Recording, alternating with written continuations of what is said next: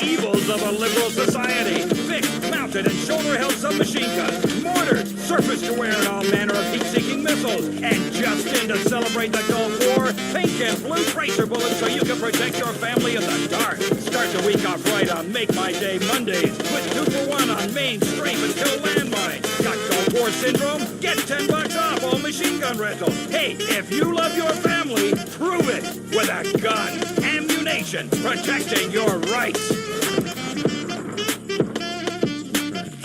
You chose to hit play on this podcast today. Smart choice. Make another smart choice with AutoQuote Explorer.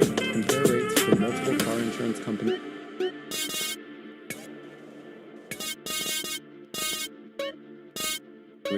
Prices may vary on. That way we weed out the weak, make a lot of money in tax, and keep our national heritage intact. Line 2, and for some of you watching before my blood pressure goes through the roof. What do you think about this fridge, guys? This Samsung Bespoke 36-inch 4-door flex refrigerator with AI family hubs and AI vision. You know the thing that I love a lot when I get a fridge. Does it have AI? Does it have an AI family hub? You know what I love when I buy a fridge? A fucking screen! A little computer baked into it. You know, last I remembered, a fridge is meant for one thing. Sticking shit in so it don't spoil. Come How on, much dude. do you think this fridge costs in Canadian dollaroonies? $4,195. Twice in a row, 3 times in a row. Let's just take a break. No, I'm not playing with that. What if the fridge could display We'll just lose ads? the hood, I guess, bro. You might be No, I'm wondering. not playing with that, Now, I'm dude. sure there's somebody in the That was comments who are Satan like, oh my himself. God, Buddha, that's Come a great on, idea. dude. I wish my refrigerator displayed ads.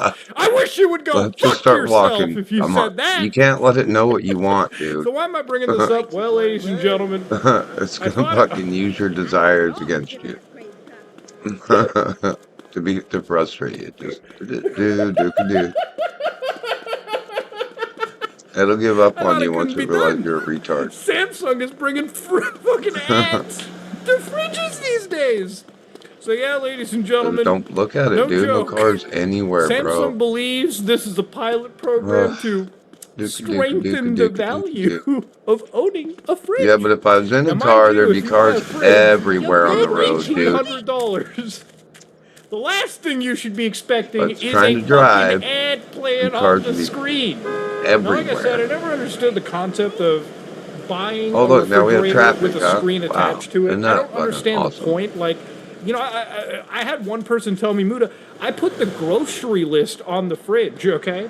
And I'm like, my homie, do you have a cell phone? Do you have a piece of paper with a fucking pen? And then You can driving write that this game. shit down there and save Driving is yourself so a pretty annoying, bag. you'd rather walk. Now, again, I'm not an expert at kitchen appliances. I usually just buy what's the most reasonable appliance. Something that isn't so terribly cheap that I know it's going to not be good. And I don't buy like a $7,000 fridge because it has a fucking Android tablet baked into it that now can display ads. I made a video a while back where I got a Raspberry Pi to like network-wide ad block. And somehow I feel like that's just the future for everything going forward, man. So anyways, let's look forward into it. Samsung is committed to innovation and enhancing everyday... What's innovative about a fucking pop-up ad, motherfucker? Okay, it'd be one thing if you dug up the Rolodex and put the digital scripters on the screen, okay? Right, you know how they had it back in the day? Maybe. But an ad? You know how many ads I have to see every day? At this point, I'm pretty sure they're going to use gamma fucking radiation like Futurama to start beaming the ads into our bodies. That's just what it is. As part of our ongoing effort to strengthen the value, we are conducting a pilot program to offer promotions and curated advertisements on certain Samsung Family Hub refrigerator models in the U.S. market. So I'm assuming the cheapest of the tablet-owning fridges are going to be where the ads are going to be. I don't imagine that $4,000 fucking bespoke Narnia-ass fridge that I showed in the beginning probably will have ads. If that has ads, I swear to God I'm rioting on the fucking streets. I'm actually going to lose it. As a part of this pilot program, Family Hub refrigerators in the U.S. will receive an over-the-network software update with TNC and privacy notifications. So if you have any of these refrigerators, God forbid, maybe it's time for you to turn that Wi-Fi off. Okay, turn that update off. Advertising will appear on certain cover screens. The cover screen appears when a Family Hub screen is idle. Ad design format may change depending on Family Hub personalization options. Advertisements can't be dismissed where ads are shown, meaning that specific ads will not appear again during the campaign period. We are 5 seconds away from you making waffles for your children in the morning and then having to look over their shoulder and see Kevin fucking Hart give out a goddamn gambling ad in front of them on your fucking fridge. You know, at this point, I'm pretty sure down the road in like a year, I mean, don't quote me on this. The fridge might walk its door for 30 seconds so you watch an unskippable ad just to fetch your goddamn milk from inside it. You know, ladies and gentlemen, it's crazy, right? Like, you look at the history of a fridge for a second. You know, there's a term people use called in-shitification, and what I'm about to show you is a perfect example. Back in the day, a fridge used to be an icebox. Before we had electricity, there was literally a box you had inside your house. It contained insulated metal or wooden cabinets with a tray or compartment where you literally put in a giant block of fucking ice. There were trucks that came to your house with blocks of ice, and it's like, hey, buddy, do you want to get your ice, your big-ass, comically large Tom and Jerry-ass ice? We'll put it in the motherfucking fridge so you can cool your food down and it don't spoil. You know, we went from that inconvenience to having an actual electric refrigerator. And I swear to God, when that probably launched, people thought they were living in the time of the Jetsons, okay? They were like, hold on, honey, 5 years from now, we're going to be flying in cars. We're going to be going to the moon. Get us out of here, cars. No.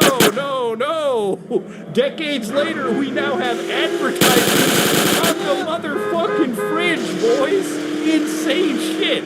You know, I remember when they launched these Samsung fridges the first time with these screens, I was like, I don't understand the market for this, okay? You know, honestly, I still don't get the market. I don't understand the type of people that need a tablet. Do you honestly need a screen on everything? You know, it's motherfuckers that have, like, washing machines, and it's like, I gotta get a smart washing machine. Why? Why do you need it to connect to the internet? What are you doing? You know, you go to your laundry, you go to the washroom, you stick your clothes in, you press the goddamn knob, and you walk away. You don't need it to goddamn synchronize to the cloud and do stupid shit.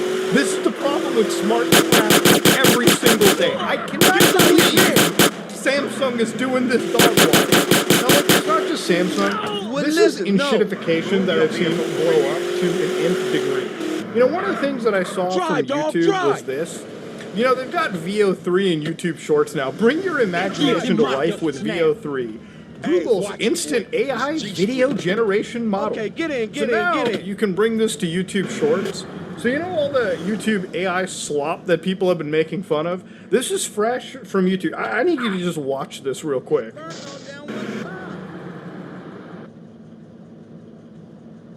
Man, move!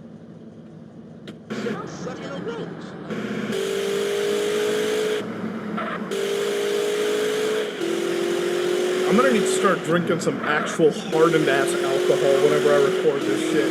You know, the one thing that everyone's just kind of against, you know, YouTube's been having this, like, little weird view problem that a bunch of YouTubers have brought up. There's a lot of AI ads that would appear insane. AI slot channels that are out there pushing the most insane shit. You know, I've been seeing, like, fake body cam channels now. Everything is... You know what, man? The internet died a long time ago. I hate the dead internet theory shit because... I hate the fact that it ain't even a theory. It's just real now, okay? It's just what it is. You know, one of the things that I expected from, like, a video sharing website is just the ability for, you know, content creators to share videos, those videos get recommended appropriately, and people to just have a sustainable platform. I don't understand what this bullshit is with every platform, and just the constant use of AI. Get us out of here, man! I'm not even like an anti-AI look. I just... don't think that we need artificial intelligence in every facet of our technology and hardware. You know, let's just go back to the fridge. Why the fuck Does a fridge, even to this day, need artificial intelligence? I honestly need to know. Now, when we talk about enshittifications, it's not just ads. One of the things that I kind of wanted to talk about a little bit was, this is going to blow your mind. So this is a car. This is a Volkswagen. This is an ID3 Volkswagen. This is an EV, an electric vehicle. And I'm actually somebody that likes electric vehicles. I think EVs are cool, okay? I love electric vehicles, okay? I'm an electric vehicle enjoyer. But I feel like any electrical vehicle you go to, whether it be, the Teslas, the Mercedeses, the BMWs, the fucking Volkswagens, sometimes they do some really stupid shit. For instance, Volkswagen introduced, I'm not joking with you, a £16 sterling and 50 pence per month subscription, or you could pay that £649 sterling for a lifetime subscription if you wanted to get access to more horsepower on your fucking car. Yeah, we're at a point, ladies and gentlemen, where we're putting subscription services on the fucking horsepower of your vehicle. Car. Wow. Now I want you to understand, okay? This is a scam. You bought the car, okay? You bought the motor vehicle. You bought the hardware that exists in the car. You bought it, okay? It's your car. So the motor, if it can spin at the highest possible fucking rate, you bought it. This is stupider than even the fucking, the BMW heated seat shit.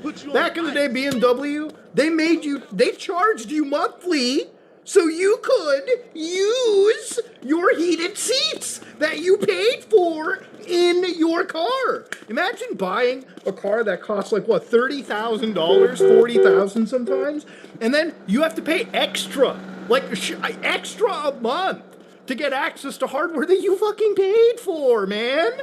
What clown world do we live in?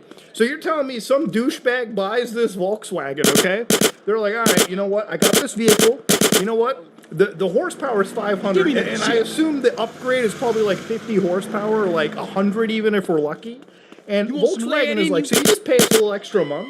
We'll give you a little software patch that overclocks your motor so you can offset some of your range and drive faster.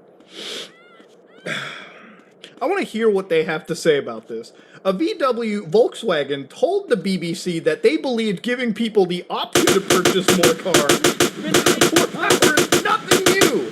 Historically, many petrol and diesel vehicles have been offered with engines of the same size, but with the possibility of choosing one for more potency.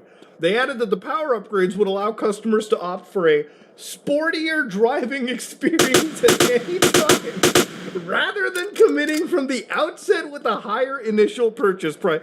Man, you know what, dude? Just get up, spread your cheeks, fuck my ass already. What kind of logic is that? What kind of logic does this company think it is? You sold the car with the... You artificially reduced the effectiveness of the car's... Through software, you limited the person's vehicle so you could sell it to them later. I mean, forget the ads in the fridge, okay? The subscription service epidemic needs to fucking stop. You know what? It all happened with, all these media services like Netflix and shit, right?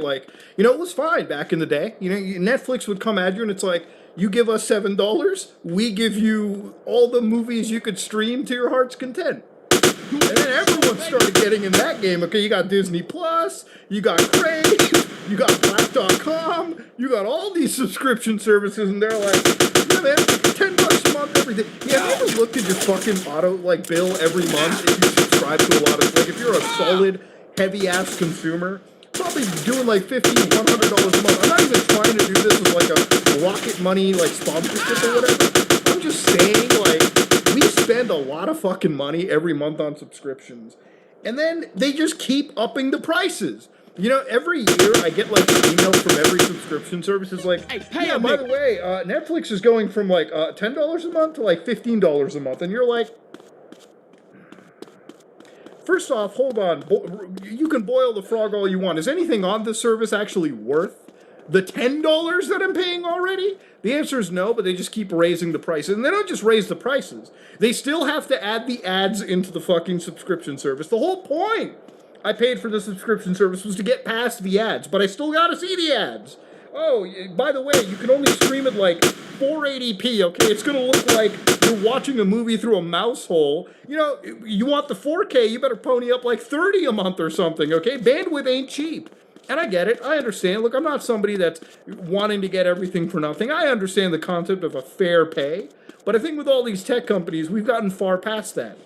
But when it gets to motor vehicles, man, when it gets to something like this, how do we not have the government jump in and say, yeah, by the way, this is a fucking scam. You paid for the car. You paid for it. Once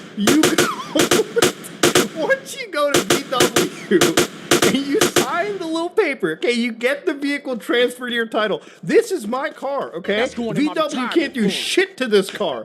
I bought everything in that car. If this car could suck my fucking dick, the moment I bought it, it better be able to suck my dick without a subscription service required, okay? God damn.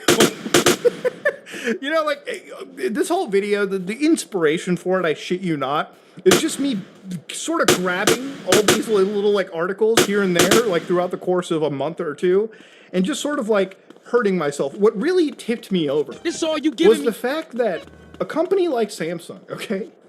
What are they, like a third of the GDP of South Korea? I mean, how much money do you even need? Not only are they releasing $1,500 plus fridges, okay? These fridges ain't cheap, okay? They're fucking expensive. We live in a time where this shit is expensive. These are expensive products. They're selling them to us, and then they're stuffing them full of ads. We are buying motor vehicles. Thousands of dollars. And they still want to nickel and dime you. Just to rip it down the road and enjoy it, man. They're really trying to nickel and dime you on the tiniest pleasures in life, man. God damn. You know, the world is in a shitty spot, but I like to make these videos in a way where at least hopefully you kind of laughed at it, because that's really all you can in the absurdity of things. Ladies and gentlemen, if you like what you saw, please like, comment, and subscribe, just like dislike it. This it? News of Hasbro's headquarters moving to Boston continues to have ripple effects. This morning, hearing from the man responsible for reinventing G.I. Joe for a whole new generation. Eric Ritchie joins us this morning. Hey, you need a hole Behind many of our childhood memories. You think you could take Yeah, me you on know, the I pump? still have a bin of my husband's G.I. Joe action figures that my boys play with. Now they think it's cool, it's nostalgic, it's retro. And what's really amazing is this global phenomenon started right here in Rhode Island after some top execs from Hasbro heard a pitch from a kid from Western Mass who was fresh out of college. This is Grunt. He was one of the first Yeah, them my figures we ducks did. now. And there's not a lot of detail on him. But there's not a lot of this detail you can put on a figure like that, you know. So he's one of the first, and then we have a figure like Duke. You know, he was the head of all the Joes. Remember those guys? I bet you do. They were released in 1982 when G.I. Joe, originally created 20 years earlier, was rebooted by Hasbro and introduced to a whole new generation. Ronald Rudat was the man behind the vision. He lives in Attleboro now and is long retired from the toy company. But when he was hired at Hasbro in the early 1970s, right out of art school in Boston, he was eager to create. He worked on everything, he said, from My Little Pony to Pirates of the Caribbean, but he says working on G.I. Joe was his greatest passion because of his love for the military. And he says he hears from members of the military all the time now how his toys created that same love in them. What you say? Into the military. You know, they did that's what they wanted to do. And they do it. Yeah, it's cool. In his pretty cool. Cool enough to get the G.I. Joe inducted into the Toy Hall of Fame back in 2004. But Rudolph doesn't take all the credit. He says it was a team at Hasbro that was responsible for relaunching, if you will, this brand, creating a franchise from it. He said they had a lot of fun together, that team, when they worked at Hasbro. And what's really cool is they recently reunited at a G.I. Joe convention in Dallas, and he said they had just as much fun there at this time as well. Ladies, we're putting with the story this morning. Director Richie, 12 News. I don't know what happened back there.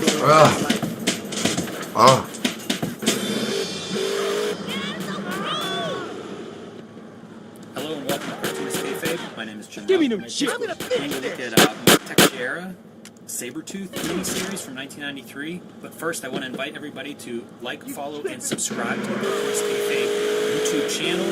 Hit the bell icon below this video to be notified when we post new videos. That'll help mitigate the kayfabe effect. We hear from a lot of viewers who they see a comic on here and decide to go track it down. Guess what? We're going to find after these videos. So if you hit that bell, you'll be notified as soon as the video goes up. It'll give you a little bit of a leg up in the race to track down some of these issues. I don't think you'll have trouble with Sabretooth because they printed a lot of these. But also let the video play through to the end. What that does is helps you to then share the video with other comics fans who may not be familiar with Cartoonist Kayfabe, and that is how we grow this channel with your help. So that's something you can do to help us reach some new viewers. But I have been wanting to dive into Sabretooth here. I've been wanting to look at Mark Texeira's work. Yeah. And I'm not sure how to pronounce his name, to be honest. I'll call him Tex. But there's the baseball player. It's Texeira. Yeah. So if his last name is Texeira, he does himself no favors signing his name Tex. Yes. But he does us lots of favor by making comics that, especially in the early 90s, did not look like the clean, nice pen hatching that we would see with a lot of the Image, the Rob Liefelds, the Jim Lees, the Scott Williams. This stuff felt very different to me, and I dug that. Absolutely.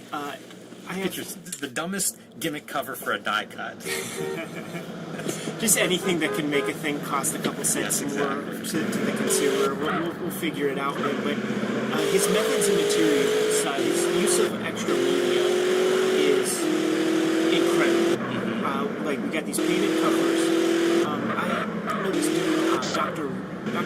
Revolt, who created the Yo MTV Raps logo. He came up through high school with Mark Tex, and they both spent time at Continuity Studios. That makes a lot of sense. So when you see a lot of some of this line work has a little bit of that vibe, but the cool thing about Tex is that he's not like a derivative, like a lot of those people that would draw those continuity comics.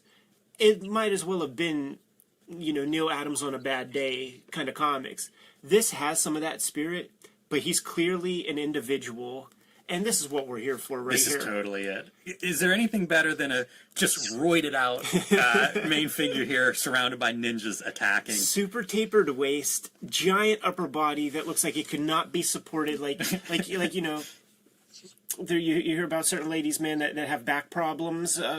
Because they have to hold things up. Might have some back problems, but the lower back instead of the upper back. Like this right here is being stressed while he's walking around. And as if it's not enough, your guy has claws coming out and sharp teeth. Oh yeah.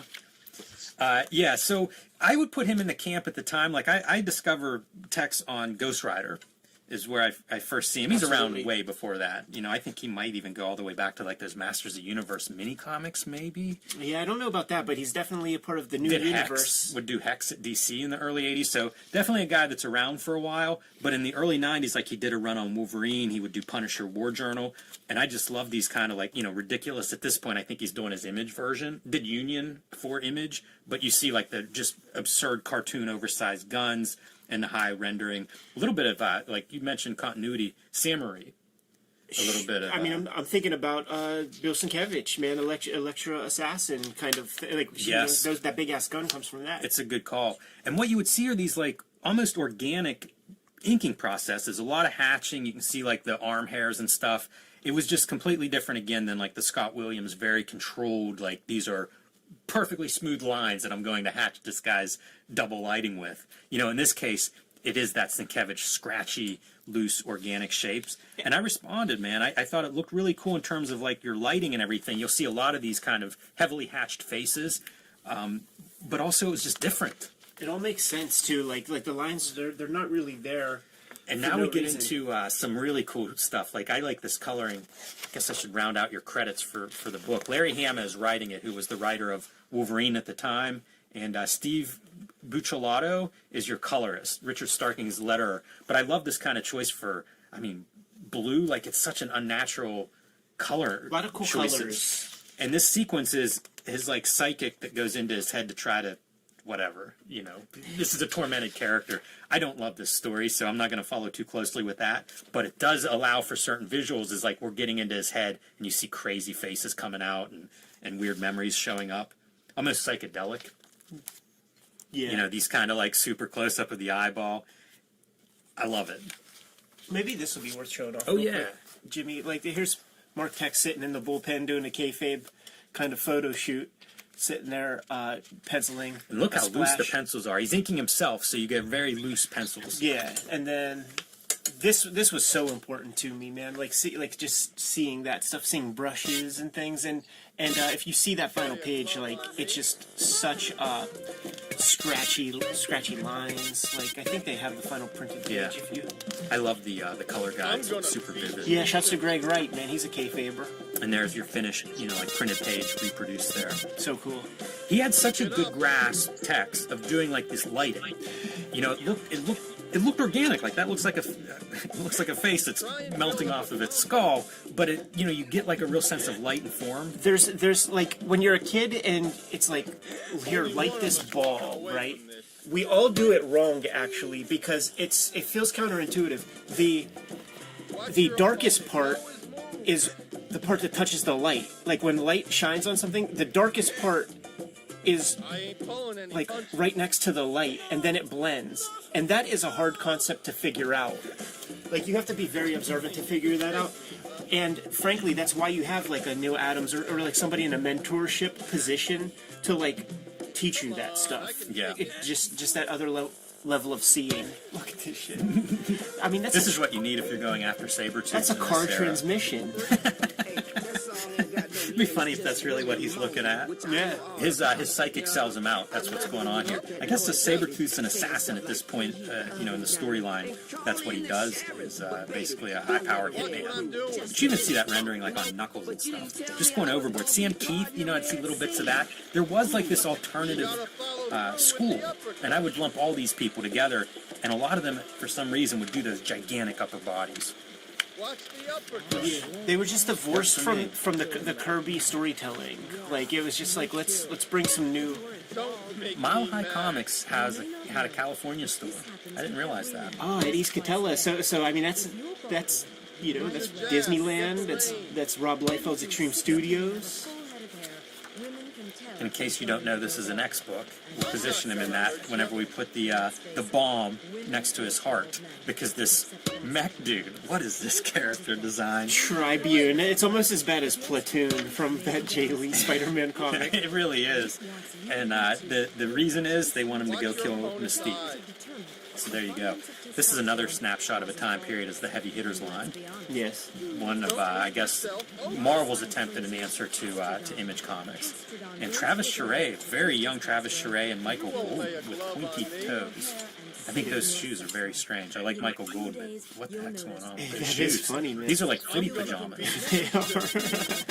If you are willing to do anything to stop the unspeakable from happening to you, I like that Tex would also paint covers. Yeah. A couple of, like a cool Shadowhawk cover. This was the era too, man, where he did the Public Enemy, last like great Public Enemy album, Music in Our Mess Age album cover, man, which is the exact kind of same style, same era. I had no idea that he did that. Oh, it's so good. There's your nice, cool lighting on your face, which again, every time you see a face, you're going to see some kind of interesting lighting. I used to see guys would have like, they would do models of that. Like they would just have like 10 faces on a page and it'd be like all different lighting stuff. Yeah. That was a big thing. You're gonna see almost no backgrounds in this motherfucker. Like it's amazing. Like as a kid, I never noticed that kind of shit really. But it's like all like this guy likes drawing figures. These are probably traced off shits, man, to just like get that out of the way really quick. But he likes, you know, wants to draw his girlfriend a bunch. Look at the storytelling here. He's being run over by this car and then like coming out of the glove compartment. It's Looney Tunes, man. It feels like they're laying this stuff down as fast as they can. Yeah, and you're gonna see like his fetishization catches up to him. That's pretty fun. The car running off of an overpass and just aims straight down at the road. Yeah, another little trace, I'm sure. But the art, he starts to powder out, man. The art is going to powder. Yeah, you get assistants. This one, Michael Bear is your assistant here. I think by the time we get to the end, we're going to have somebody else doing backgrounds, and Paris is where they're heading. Say, man, why you treating me like a bitch? That shit great. Spray painted on his wall. The lingering ninja from earlier that was trying to kill him. Takes him out. It doesn't even make sense, the shape of that arm. It's a triangle. It goes from neck to waist. Like when we interviewed Quesada, he was talking about like sending his Ninject pages to Alex Toth and stuff. and what he was saying, he's like, you know, if you wanted to make the big bucks in the 90s, you had to draw over the top style. And like I just never thought of this as like over the top style, but like that's, I mean, that is what it is, absolutely. Totally. But I think the fact that it was like conscious to these guys, like I guess I thought it was just maybe their natural style, but it's like no, it's like commercially motivated. Yeah, I'm glad you say it, Ed, because it does make a little bit more sense for something like this, but this was what was rewarded, you know? I mean, about this time, you know, Image is coming to him and being like, draw a union for us. Totally, and anybody who had an interesting style that was divorced from house style, like they had their cup of coffee at the very least at Image. Also a lot of, like, the torture, like, let's see some angst. See some anguish in that face, a lot of teeth in that mouth. I mean, that's the face from the Ghost Rider image we showed earlier. That's a face you make whenever your flesh burns off to a fiery skull. It's so absurd and over the top. And, you know, to your point on, and Wolverine. This is how you goose some numbers, is bring Wolverine into it. Claws pop for not a lot of reason, but he's there to have dinner with Mystique, throws the flowers aside, pops the claws. Good setup for our next issue, of course. And there's your assist artist for this issue, contributing his pinup. But you mentioned, you know, how fast this seems to be going, right? No backgrounds, bring in an assistant. That's what you do in this industry if it's like we're selling hundreds of thousands of copies of books. So the more you can put out, the more money you can make money right now. And it is a bubble, and they're all conscious of that. And there were the few times where things would go beyond the solicitation, have to be resolicited, and the numbers would drastically drop off in the multitudes of sometimes hundreds of thousands. So it's like you gotta hit your marks if you want to basically exploit the market. Mystique shifting. But you see everything smoothing out a lot, man. Like the assistant's definitely doing a lot more work, man, because you're not seeing that scratchy text line.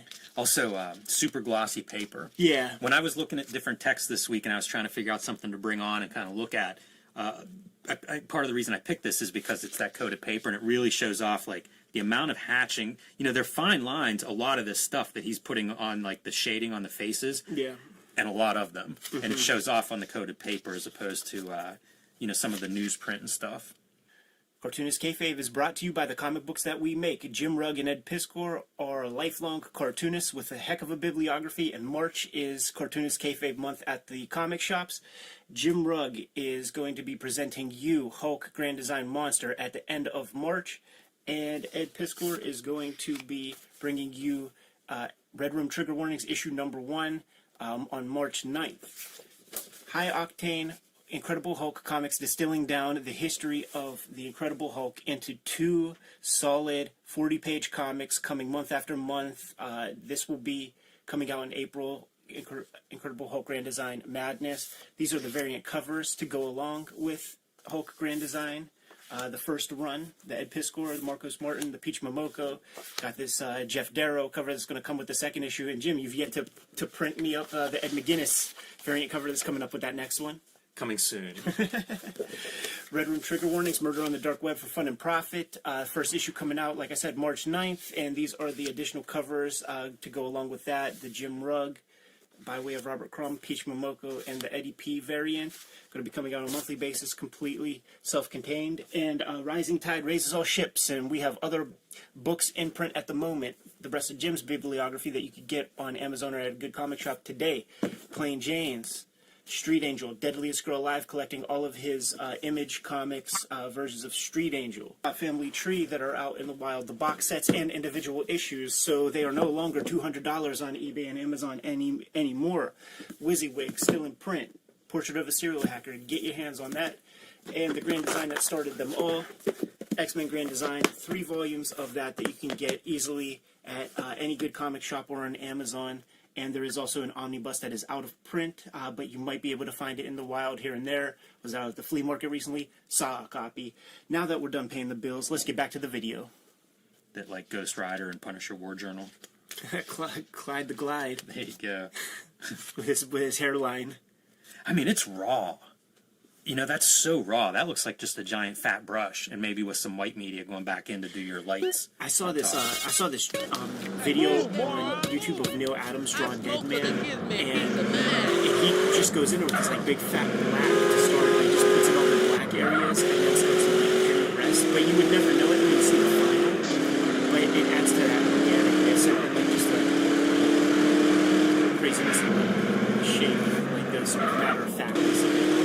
I wonder, Steve Bissett mentioned that he works that way, where he'll go in and do sort of heavy blackness body first, and then come back in with more detail, which kind of makes sense. I feel like painters work that way, you know, you work with big small.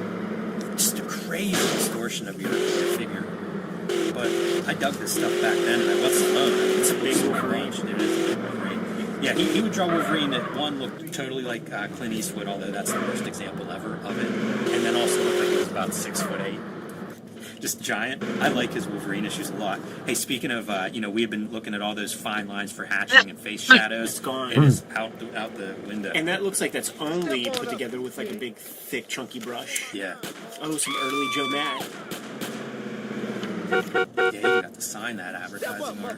You can only see that. Take it like a woman. Great at the double lighting, though. And, you know, you mentioned Jay Lee and those Spider-Mans. I think you see that as you see, like, there's a lot of silhouettes throughout here. Maybe a little bit fewer than the Jay Lee Spider-Man, but still a lot of silhouettes. And I think that's always a sign of, like, silhouettes are quicker to draw than full renderings. So that's usually a sign, I think, that you are moving fast. Last issue, we had the great ending of, like, Wolverine's here and claws out, ready to fight. There's nothing here. Yeah, somebody got a diploma. Somebody got an employee of the month at the bank. Yeah, so if they're, you know, for anybody keeping track of the story at home, Sabretooth does want to get back to the person who put the explosive device in his body and take care of that. At least take that guy with him if he's going to die. Interesting that he was a breakout character, and you know he's a villain and gets his own miniseries. Like, when was that done before? A Joker in the 70s or something? Yeah, that was the thing. Going back to this week, it really doesn't feel like what did anybody think? Like, one, Sabretooth looks really dumb. You know, like he's just. I don't know what you do with this character. You know what I mean? It's weird that he would get this kind of marquee treatment. It's just, yeah, it's the more well, I mean, I was a kid. I was super young then, and he was a hot character. Yeah, I recognize that, but it's just odd. It's hard to position him into any kind of story that I would think has a long life. Steve Biasi is your credited as background artist. And I do think Steve Biasi did far more than backgrounds. I wonder if he's just going in and splattering paint. This is his Jackson Pollock role. Because that's not Texeira. Like, I don't think he did that kind of thing. Shotgun. We haven't seen evidence of that anywhere. But then, you know, Tex did that. Warned you, CJ. So this guy's putting hands. You know, this guy's putting hands. Like, you know, that's probably not Texeira. Once again, size gun. You are already in some sort of super high-tech battle X, but you also need the car-size gun. It's not the early 90s without that gun. It's goddamn right. And speaking of dudes being tall, Sabretooth, 9 feet tall. Love it. I still got my enforcer, put my cat bit through the wire. She knew the wires that weren't connected to an electric socket somehow. I think she got lucky. Hit the gas. I feel like they're... I see her.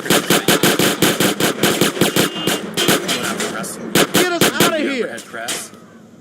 Oh, he's holding a... I thought he was just doing a ravishing Rick Rude dance. Throws him out the window, and you were right, man. This is... definitely looks like you're just drawing this thing. But then you get these panels that pop up. You know, like that's your careful rendering. Yeah, it strikes me. He likes drawing, and he likes drawing what he likes drawing. He likes drawing faces. He likes drawing double lighting. What about this screen? Yeah. I don't know what that is. Never seen something like that. That's one of those bargain bin screens, like those dot zips. Like they knew that they had you by the nutsack, so they cost you $8 a piece. Like those ones, you get for $1. Pretty good impression there. And once again, I will say that I don't think like inked that one right there. Almost killed me for being an How ass. that worked. If that was a My guy in bad. the studio, if that was a guy. Hey, over here, come on, keep it. You can almost feel like the big black brush. That feels like there. one giant stroke. Yeah. Yeah. I like that. We sometimes point at these guys that have like a giant outline that they use as part of their drawing. It's bold.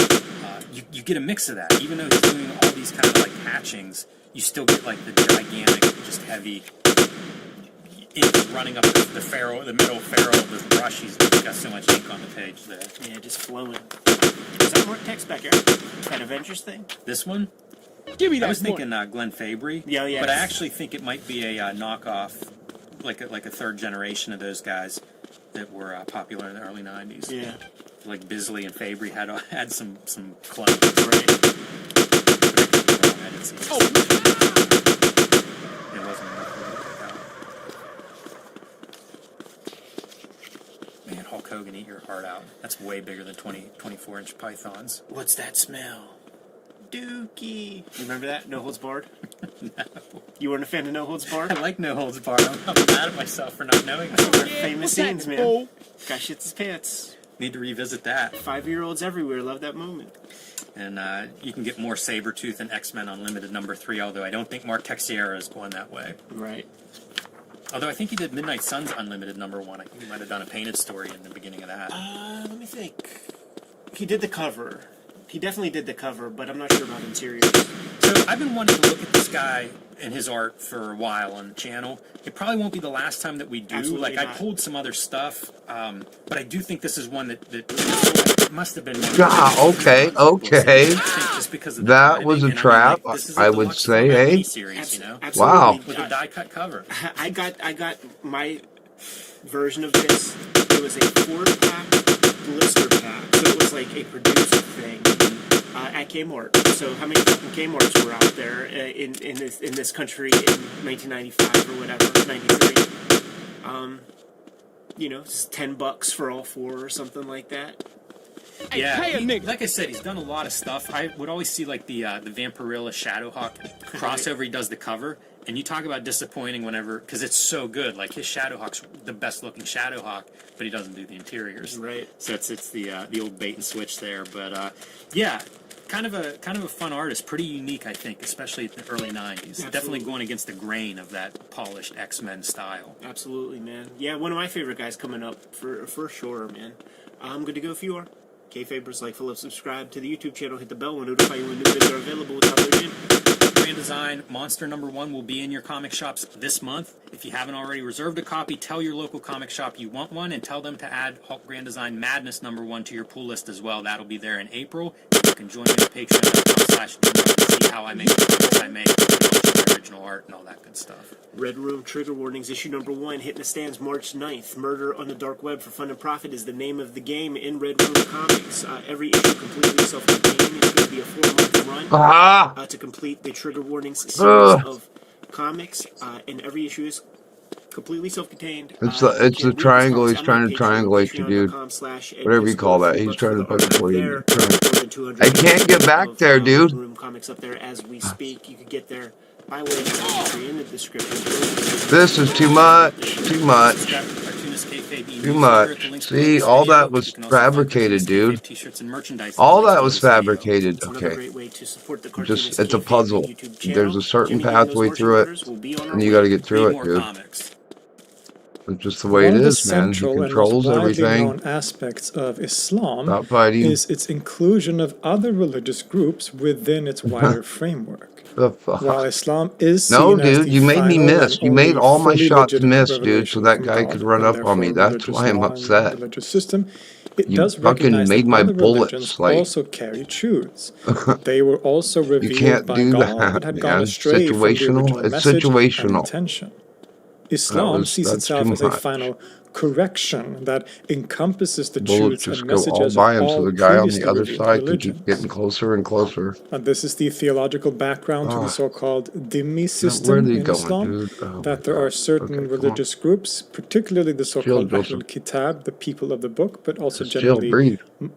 historically, most They use religious frustration minorities against you. have had the ability to be protected by law and free They to use your practice their feelings religion against as you. long Calm as they down. I pay a don't know why tax your called the body jizya. reacts. You get upset. Your And body people have different does opinions not about this. function as Some well. think this is just a kind of extortion, while others see this as a unusually open attitude towards religious minorities at that time in history, especially as a central part of the religion's theological teachings in itself, so to say. But regardless of one's opinion about that, that has been a central aspect of Islam and Islamic history. And while in practice most non-Muslims who have lived in Islamic lands have been eligible for this protection and paying the jizya, as I said, the group that is guaranteed this treatment in the Quran and Islamic law are the so-called Ahlul Kitab, or the people of the book.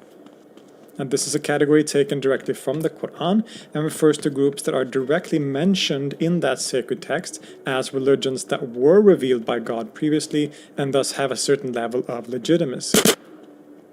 Well known is the fact that this category includes Christians and Jews, and various other communities have been considered part of this category historically as well. But there's actually a third group that is mentioned alongside Christians and Jews in the Quran, but whose identity is a lot more mysterious and confusing. They are called the Sabiun, often anglified as the Sabians. They're mentioned in several places in the Quran, all in very similar context, and again alongside Christians and Jews as people who, depending on how one interprets the text, are possibly allowed into paradise despite their non-Muslim status. In Surah Al-Baqarah, for example, it says, "Indeed, the believers, Jews, Christians, and Sabians, Sabi'un, whoever believes in Allah and the last day and does good will have their reward with their Lord, and there will be no fear for them, nor will they grieve." And there are almost identical mentions in Surah Al-Ma'idah and Surah Al-Hajj, and in the latter we also get a mention of the so-called Majus, or the Zoroastrians. But who are these Sabi'un? I mean, Christians and Jews are pretty clear, right? There lived Jews and Christians in Arabia at the time of the Prophet Muhammad, so it makes sense they would mention them. They interacted with Jews and Christians, and these were widely known religions. Even the Zoroastrians were quite known. But who are the Sabi'un? Who are the Sabians in this context? This is actually one of the greatest mysteries of the Quran, because no one really knows what this word is referring to. It could, of course, be referring to some smaller group that existed in the Hijaz at the time of the Prophet Muhammad, who have since disappeared and memory of them thus waned. But there has in fact been a lot of speculation about the identity of these Sabians from the very earliest periods of Islam, and which have given many different answers. When we read the earliest writings of Muslim scholars who talk about the Sabians or mention the Sabians from the 8th century, maybe even the late 7th century, but mostly the 8th century, it becomes clear that no one really knows for sure, right? Even in the Quran tafsirs, the earliest commentaries on the Quran, again, this is clear that this is a kind of mystery even to them. And thus, in these writings by the early Muslim scholars, we get many different and varied answers and theories, perhaps, on who they think the Sabi'un actually are. And because of this ambiguity, where the original meaning of the Quran had been lost to memory, the term was basically up for grabs. Anyone could, and many did, claim to be the Sabians, and were equally claimed to be Sabians by Muslim scholars as well as by historians today.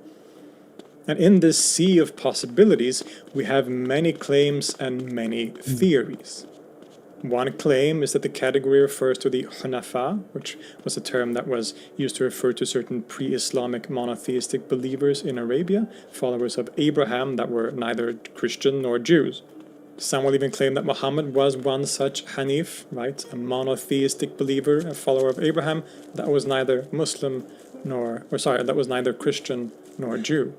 There is another intriguing connection in the fact that there used to be a kingdom in ancient Yemen called the Kingdom of Saba, named after the Queen of Sheba. The people of this kingdom were known as Sabians, and later Christians associated with the region were often also referred to with this name.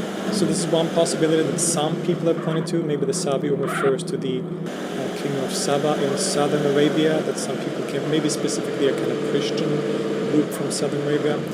One problem with this theory is that etymologically it doesn't really fit, because the Sabi'un in the Quran is spelled with a Sad, Sabi'un, whereas Saba'a from the kingdom is spelled with a Sin, so it's a different root, a different letter combination. So this sort of points to this not being the case, maybe. The Manichaeans have also sometimes been brought up as possible contenders, but by far the two most widely considered groups that have been identified with the Quranic Sabians historically, both by Muslims and non-Muslims and even by the communities themselves, are the Mandaeans and the Sabians of Haran. Mandaeism is a fascinating religious tradition that still survives today. Indeed, it is often referred to as the last surviving quote-unquote Gnostic religion in the world. They claim a similar line of sacred history as the Judeo-Christian Islamic stories and place an emphasis on the figure of John the Baptist as an important later prophet and figure for the faith. There's a strong dualistic character to their theology, being Gnostic, of course, and ritually there's a huge emphasis on baptism and the power of running water as a kind of purifying force. They, of course, claim to originally come from Judea, around the Jordan River, where John the Baptist was active, but for most of history, they have been mostly located and active in southern Iraq or southern Mesopotamia. I've actually made an episode previously on this channel dedicated to the Mandaeans that you can check out, and I hope to also make an updated, more in-depth video on the topic in the future.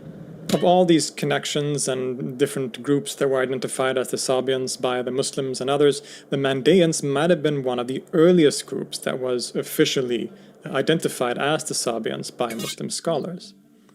As Sinasi Gunduz shows in a fantastic study on the topic, we can look at the earliest Islamic sources mentioning the Sabi'un, and we get a variety of different statements that sometimes even seem to be contradictory. Abdullah ibn Abbas seems to have claimed that the Sabi'un are a sect of Christianity. Mujahid ibn Jarir says that they have no distinctive religion, but is, quote, in between Judaism and Zoroastrianism or Magianism. Hassan al-Basri supposedly says that they look like Magians, that is, Zoroastrians, that they worship the angels. Abu Hanifa says that they are between Jews and Christians, and that they read the Psalms. It's a whole ocean of different claims, but by the middle of the 8th century, certain features started to be pretty recurring and interesting for our purposes here. The Sabians are recurrently located in Iraq, often in southern Iraq. They are between Judaism and Christianity, or between Judaism and Zoroastrianism, hence perhaps having features associated with both. They believe in the prophets, though not all of them, obviously, according to Islam. They are monotheists and affirm the proclamation there is no God but God, just like the Muslims do. They pray 5 times a day, and they supposedly, quote, worship the angels. Now these are all features that point quite conveniently towards the Mandaeans. They were, as we said, mostly located in Iraq at this time. They are generally monotheistic. They could be argued to have similarities with both Judaism, Christianity, and Zoroastrianism. In the Ginza-Rabba, the sacred scripture of the Mandaeans, they are told to pray 5 times a day. They do read Psalms, and the idea that they worship the angels is somewhat supported by the fact that angels, the malaika or malika, or good spirits, are an important feature of the religion. So while it isn't stated outright, it seems that by the 8th century, many people seem to be identifying the Mandaeans as the mysterious Sabi'un of the Quran. And this would continue to be a popular attribution throughout history and still is today. It was even more firmly expressed and established in the 10th century in the writings of Ibn Bahlul, a Christian Arab writer. He writes in his Kitab al-Dalail, quoting another figure called Abu Ali, quote, "A few of them came into my presence in the city of peace, that is Baghdad, in the days of my employment as secretary for Sarah, the daughter of Al-Mu'tadid Billah, may God have mercy on him, and my employment as secretary for her mother and for her sister Safiya. I had requested for Sarah's mother as an administrative land grant the site of Bayadir, known as the Jewish in Al-Ghamida, and Adil in As-Saliq, all of whose inhabitants are Sabians. So I investigated their situation and queried them about it thoroughly. I found that they professed the religion of Seth, son of Adam, peace be upon him. They say that he is their prophet. They acknowledge Yahya ibn Zachariah, that is John the Baptist. They have a book that they call the First Psalter, being 120 surahs, short and long. They pray with it. The direction of prayer is Jerusalem. They have books of precept, one of which is attributed to John the Baptist, and another to Seth, son of Adam. They do not believe in the resurrection of the body, but of the spirit, al-arwah. They have the recompense of the garden and the recompense of the fire. As for the chief and his disciples, they enter the temple every day. The common people among them enter it every Sunday, after they have immersed themselves in the water and cleansed themselves." And he goes on, but it's already pretty clear that he's referring to Mandaeans and directly identifying them with the Sabians, who, by this time in the 10th century, has started being referred to as the Sabia rather than the Quranic Sabiun. But part of what Ibn Bahlul is doing here is to argue that the Mandaeans are the real Sabia, as opposed to another group that were often called as such too. At the beginning of the section that we just quoted, he says, quote, "Abu Ali, may God have mercy on him, said, 'They are the ones by whose epithet the Haranians are called. They are the ones mentioned in the Quran. Their status as dhimmis is sound. There is no relationship between them and the Haranian pagans, nor is there any point of comparison in any aspect of their religious laws. Rather, they are distinct from them in every way.' This other group that he's arguing are not Sabians are referred to here as the Haranians, and they are the second group most commonly identified as the Quranic Sabi'un. Indeed, from the time of the Caliph al-Ma'mun, so around the 830s maybe, they seem to possibly be the most popular theory among Muslim scholars, which is why Ibn Bahlul has to push back against it in this text. Right? He is arguing that these Haranians that many people think are the Sabians are in fact not the Sabians. That's what he's saying here, right? He's saying the Mandaeans probably are the real Sabians. The name Haranian refers to the city that they are from and associated with, Haran in northern Syria, which is part of the modern nation-state of Turkey. This was a place that had been important for the old Babylonian religious tradition, housing a famous temple for the moon god Sin. And it appears that despite the growth of monotheism in late antiquity, both Christianity and Islam, the people of Haran still held fast to their old religious traditions in a way that many other places in the region didn't. There seems to have been a fascinating remnant of Babylonian polytheism, and the Arab writers often refer to them as star worshippers in particular. Some of the most important early scientists and philosophers in the Islamic world were indeed from Haran and belonged to this group, most notably the court physician, mathematician, and astronomer Thabit ibn Qurra. There's also a really fascinating theory that Haran was a kind of hotbed for Neoplatonic and maybe even Hermetic philosophy that had survived after the closing of the Athenian Academy in the 6th century, that the last scholarchs or leaders of the Neoplatonic school there, like Damascus, who had been forced to flee to Persia and then came back to the Roman Empire, that they had actually settled in Haran, and that it is in this city that the Neoplatonic school was actually carried forward and then handed over, so to say, to the Muslims or the Arab writers. Right? This is one very interesting theory, mostly rejected today, I would say, but still very, very fascinating. The Haranians are truly so interesting, right? And this is why I've decided to make a dedicated episode just covering the Haranians, or the Sabians of Haran, sometimes also called, where I will be diving deeper into this particular movement. Really, this video that I'm making now, this episode, is really just an excuse to sort of pave the way for me to make that video about the Haranians. So look forward to that in the hopefully very near future. In any case, the Haranians were also quite early identified as the Sabians, or the Sabiun, at least from the early 9th century and around the time, as we said, of the Caliph al-Ma'mun. Or rather, perhaps we should say that the Haranians themselves had identified themselves as the Sabians. As we said before, being among the people of the book, or the groups mentioned in the Quran generally, meant that you were seen as a legitimate religion, and that you could practice it without any trouble from the Islamic authorities. So when the term Sabi'un was up for grabs, it was beneficial for groups to claim to be the Sabians, because that would give them legitimacy and freedom. This seems to have been the case for both the Mandaeans and the Haranians. Indeed, there is an interesting, albeit questionable, story about how this came to be. It's a story told by a Christian writer 70 years after the event happened, but it does say that the famous Abbasid Caliph al-Ma'mun was visiting or standing at the gates of the city of Haran. Obviously, the people of the city would have looked and dressed differently from what they were used to, so he asked what religion they belonged to. Now, they weren't Muslims or Christians or Jews or Zoroastrians, but had, as we've seen, a kind of religion of their own, and responded simply by saying, "We are Haranians." And when he asked whether they believed in the prophets or had any scriptures, they gave kind of vague, non-answers. Now, as a response to this, al-Ma'mun said that when he returned to the city next time, after a campaign that he was going to in the Byzantine territories, the Haranians better be Muslims, Christians, or Jews, or he was going to kill them all. Distraught over their situation, it is claimed that the Haranians then turned to a Muslim judge, a qadi, or a jurist, and asked what to do.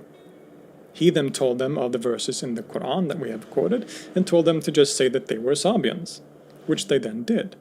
And thus they were able to escape the wrath of the caliph. Now, while this is a quite fanciful story, the general picture it paints is probably somewhat true, in the sense that the Haranians probably chose to identify themselves as the Sabians in order to make their situation easier and more comfortable within Islamic law. And it might have actually allowed them to survive for a lot longer than they would have otherwise, because according to our sources, it seems that they were practicing or identifying Haranian Sabians as far into history as the 11th century. The Muslims and Arab writers were often fascinated by the supposed Sabians of Haran, but we unfortunately don't have that many descriptions of the religion other than the wider label of calling them star worshippers. One of the most famous accounts comes from al-Mas'udi, a kind of historian, geographer, and writer who claims to have visited Haran in the 9th century and gives us a very interesting description. Quote, "This community, known as the Haranians and the Sabians, has philosophers. However, there are some of the common riffraff of the philosophers, differing from their elite sages in their doctrines. I consider them philosophers only by way of lineage, not by way of wisdom, because they are Hellenes. Not all of the Hellenes are philosophers, only their sages are philosophers." Now, important to point out is that when he says Hellenes, that word, in Arabic it's Yunaniya, so when one would say the Hellenes, the Greeks, what that meant essentially was pagans. So that the word Hellene had come to be used in such a way that it basically meant polytheists or pagans.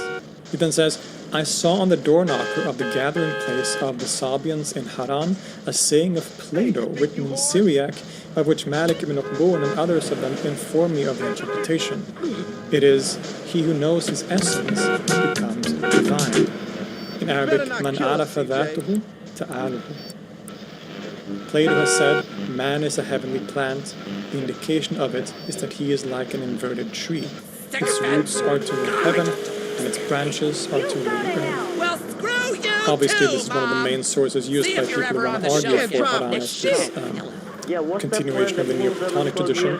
Having a quote by Plato seems to be a good indication of that lineage in some way, while others will disagree. But anyway, in any case, the Sabians of Haran continue to be among the most popular identifications for the Sabi'un of the Quran, or the Sabia.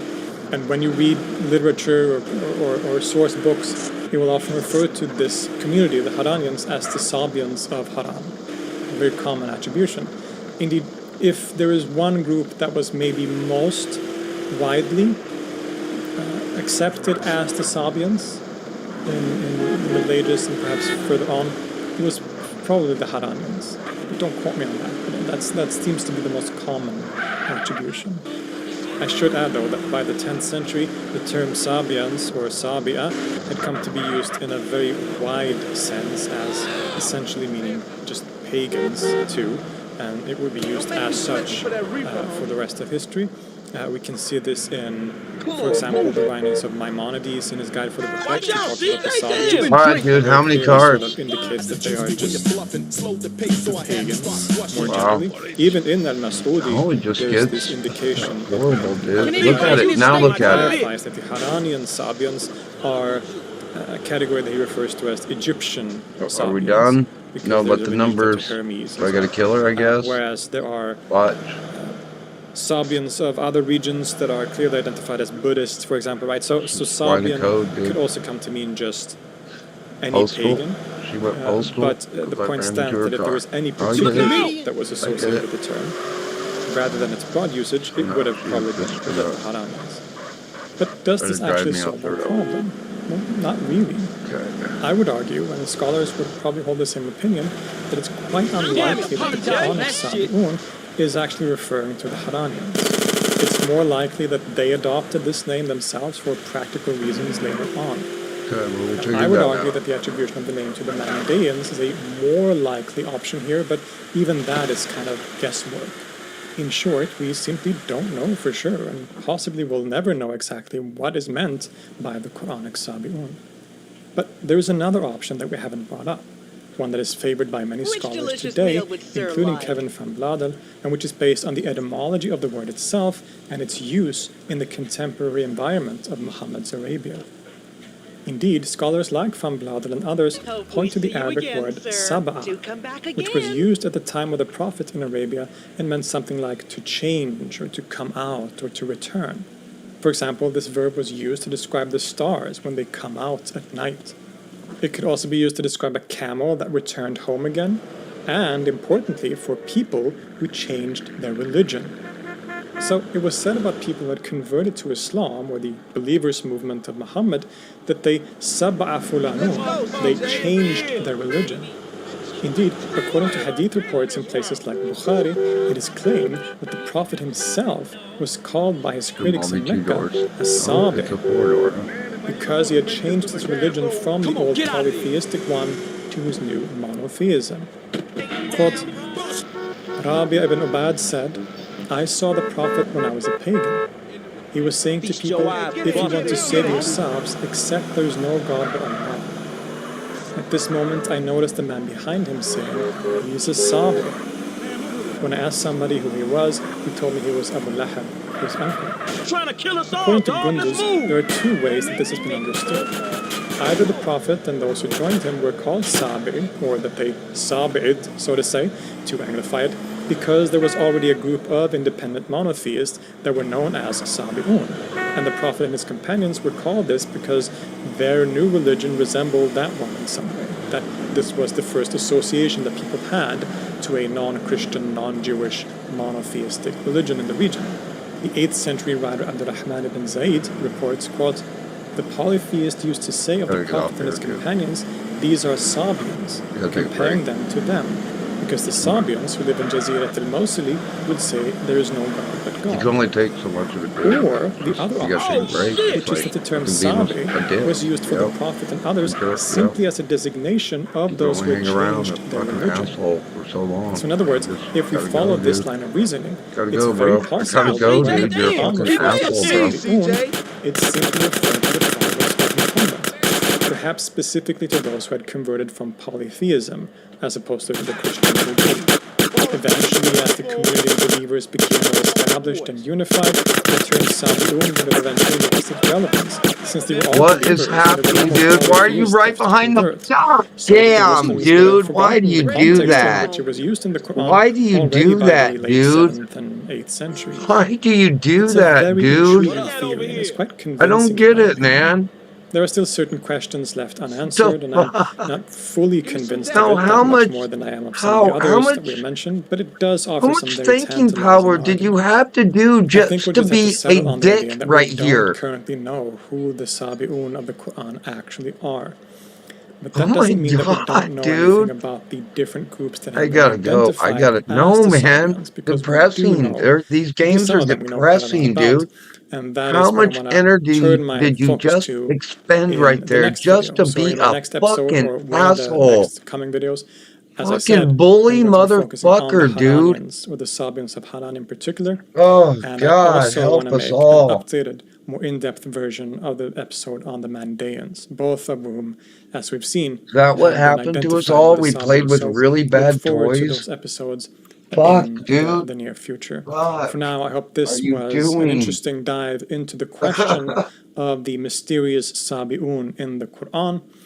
I'm sorry to say that we don't have any Oh, more certain answer they're than trying to milk you of than we do, emotions. I get. They're but it's trying to still a milk you, very dude. interesting, a very That's what they're fascinating doing. They're topic using whatever to fucking cause that really emotion. lends Yeah. itself to a lot of Fuck, interesting dude. What speculation the and fuck, discussion. man? Why would Thank you you so do much for that? watching and listening. I want to remind you that I Oh just my released God. a single with my project Zini called Why would you Tasting. do? It's a new You're a song, bunch of rock-oriented, sort of alternative rock sadomasochistic with influences motherfuckers, and dude. instruments That's from why. the Middle East, like oud and Jesus duduk and Christ, you tambur. sick So if you're interested fucks. in that, then check that out. Oh, God. I want to thank all my patrons over on patreon.com who support this channel monetarily, and Oh, without my whom none of God. this would be possible. Thank you, as always, from the bottom of my heart. That's why you I would beat appreciate if games. anyone else wants to become You a don't patron. play them, you So I'll leave beat links them. to all of Jesus this. Everything that I Christ. mentioned is in a link in the description, specifically in Oh, my I link beat a tree. book. So Oh, follow I my beat a link tree and you'll movie. find links No, to but you everything beat important. So everything games. you need to know is there, basically. It's You in can the also thing, directly dude. It's just in the follow fucking me by checking out my socials on games aren't Instagram or played. They're TikTok, for beat. example, or Jesus. check out my other channel, Philip Holm, which is dedicated primarily to music. So that's where I post my Ouch. music, like the new song, or content about music similar to my content on religion here. So if you're interested in music history, music theory to some degree, and my own music, then go subscribe to that channel. But For now, won't start a thank you again gang so war much for unless listening you and for shoot watching. them. I hope you are as And excited don't as have I your am guys with you to because dive it'll deeper use into the your own Haranians guys and other against you. topics in the future. Like your And guys help to pull I'll them see out you of the next time. cars and shit, but you can't. They'll start fucking. They'll stand right in front of you, dude. No, that was a lot of thinking power, dude. For an old ass game too. Jesus, bro. You tell the Attorney General that Donald Trump's name is in the Epstein files. And we have released where President Trump's name is in It's the a simple attorney's question. file. Did you tell the Attorney General that the President's name is in the Epstein files? During many conversations that the Attorney General and I have had on the matter of Epstein, we have reviewed. The question is painstakingly simple. Who Did you can tell the Attorney General that Donald Trump's name is in the Epstein files? Yes or no? Why don't you try spelling it out? Yes if you're or gonna mock no, me? Director? Use the alphabet. Yes or no? No? A, B, C, Director, D, E, F? it sounds like you don't want to tell us. Did you tell the Attorney General that Donald Trump's name was in the Epstein files? Why don't you try serving your Director, constituency did by you tell the focusing on Attorney reducing General violent Donald crime in this Trump's name- country and the number of pedophiles that are Director, illegally reclaim my harbored time, in your Director. sanctuary cities in Director, California? reclaim I'll my work time. with you on that. Regular You'll order, work Mr. with us Chairman. on that. Director, reclaim I my belong to time. the gentleman from California. Did you tell the Attorney General that Donald Trump's name is in the Epstein files? Question has been asked and answered. We talked a little bit about Kash Patel earlier, and we're going to really get into all the things that he crashed out on in his recent hearing this past week here, starting with these questions about the Trump shooter, Thomas Matthew Crooks. For some reason, we still don't know very much or anything about him for some reason. And here he is being questioned here. FBI Director Kash Patel gave a curious answer when asked by a congressman to provide details about President Donald Trump's near assassin, Thomas Matthew Crooks. During a hearing on Capitol Hill on Wednesday, Republican Texas Representative Wesley Hunt noted that he had asked Patel's predecessor, Christopher Wray, a very detailed question about Thomas Matthew Crooks, the shooter responsible for the assassination attempt on Donald Trump's life. Hunt then added that he would like to resubmit the questions and asked Patel if he would answer them. Patel responded that he could commit to providing a response as soon as the trial is over. What? I mean, what? There is no trial because he died shortly after firing shots at the then candidate Donald Trump.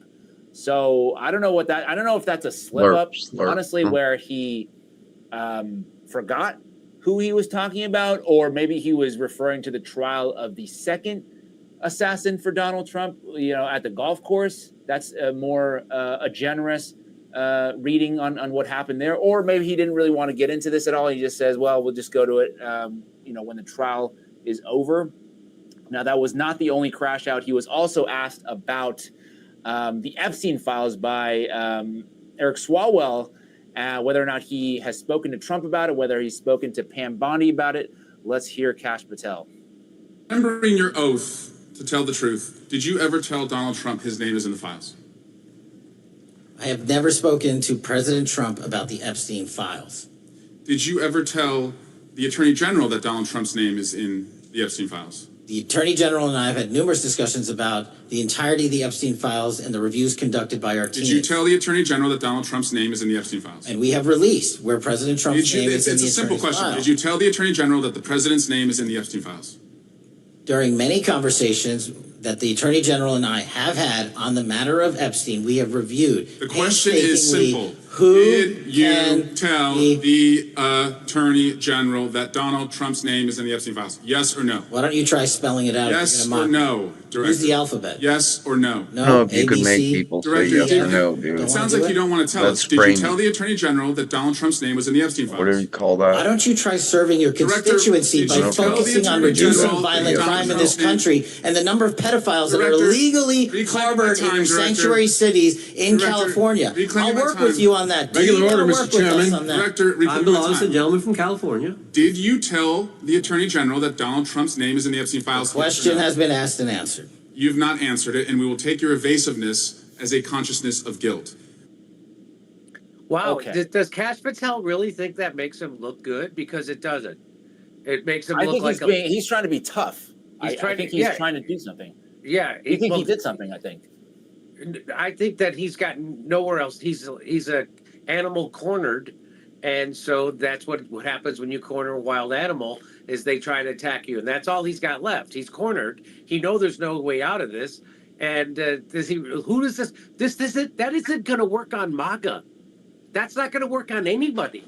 Not when it's your core issue. Not when it's the issue that they've been talking about for years and years and years. And my question here is, why couldn't he answer that question? Basically, he's asking a simple question of whether he talked to Pam Bondi about it, whether he talked to Trump about it. So he said, I've never spoken to Trump about it. So why is he not able to answer the question of whether or not he spoke to Pam Bondi about the Epstein files? Well, yeah, I don't know what he thinks. Again, I don't know what he thinks he gets out of being so transparently evasive, right? You don't want to answer the question? He goes, oh, it's been asked and answered. You didn't answer it. Everybody saw you didn't answer it.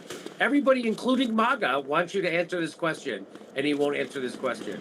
So, again, Kash Patel is in way over his head in this job. I was rooting for Kash Patel when he got appointed because of all his podcast appearance and straight talk that he was giving. And then as soon as he became the FBI director, he walks around with that look on his face like, I'm covering shit up. You guys all know I'm covering stuff up. Everybody knows it. You know it. I know it. And it's the... Come on, his face is working overtime to look guilty about everything he said. See me on tour in Hermosa Beach, Sacramento, San Francisco. Go to jimmydore.com for a link for tickets. Do we know Luther's motivation for declaring the Deuterocanon apocryphal? Was he the first reformer to do that? And then why are the other books of the Septuagint not included in our canon today? Hey, give me that. I think you asked about 3 questions there. Let's see if I can take them one at a time. One, you asked, was Luther the first reformer to do this? And the answer is yes, because Luther was the first Protestant reformer.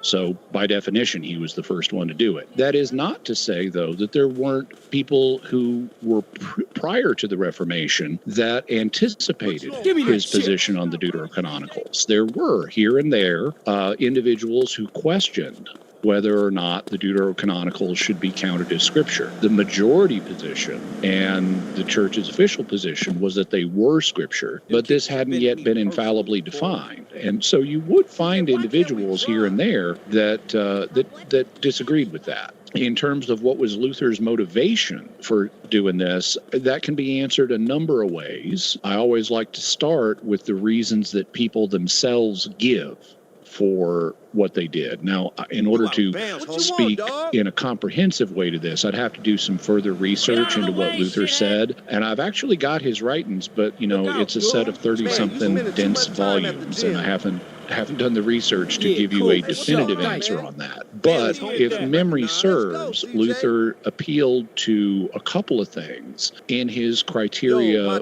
for excluding the deuterocanonicals. The first one was the European Jews that Luther was aware of did not have these books in their Bibles. And so the argument, and this is an argument that's still used by Protestants today. Paul says in Romans, the Jews were committed the oracles of God, and the Jews that they were aware of in medieval and Reformation era Europe didn't have these in their Bibles, and so they concluded that, they must not belong in the Bible because the Jews are the stewards of the oracles of God. There are problems with that.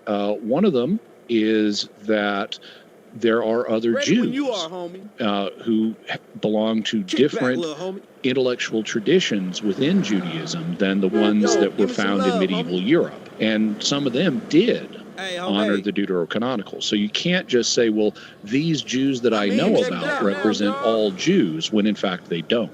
And other Jews did accept the deuterocanonicals. In fact, there's actually a group of Ethiopian Jews today known as the Falashas who do honor the deuterocanonicals. So they're being selective about which groups of Jews they were listening to. Another problem with this view is that even the canonical tradition that was used by medieval and Renaissance era European Jews didn't solidify until well after the time of Christ. There continued to be books that were debated into like the 200s and 300s and maybe 400s in Jewish circles. And so it wasn't like they had a solid agreed-upon canon in the day of Jesus. This is something that would continue to be debated for centuries after the time of Christ. And anything that happens centuries after the time of Christ is something that Christians really shouldn't be relying upon as authoritative for us, because what's authoritative for us is what was handed down from Jesus and the apostles, not what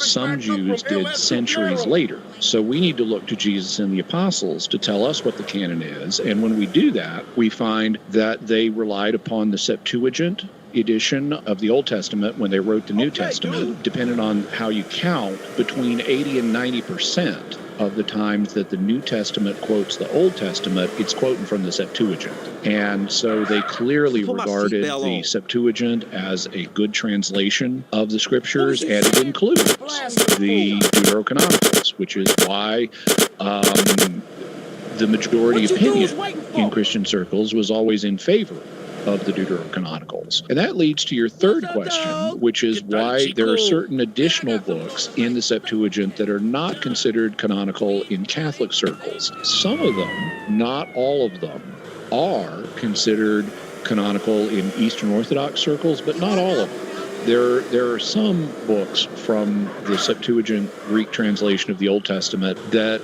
Orthodox agree, oh yeah, that's not canonical. And this leads to the action of the Holy Spirit in helping us discern the canon, because that's what's ultimately important. Well, the Holy Spirit led the church to recognize broadly the Septuagint as scripture, but not every book of the Septuagint. Every time and Catholics would say, well, the Holy Spirit led us to recognize the protocanonical and the deuterocanonical books of the Septuagint as scripture, but not those extra few like 3rd and 4th Maccabees. And the Eastern Orthodox would say, well, yeah, the Holy Spirit did the same thing for us, except he led us to also include 3rd and 4th Maccabees, or 3rd Maccabees at any rate. I'd have to check their exact canon list, but not these other few.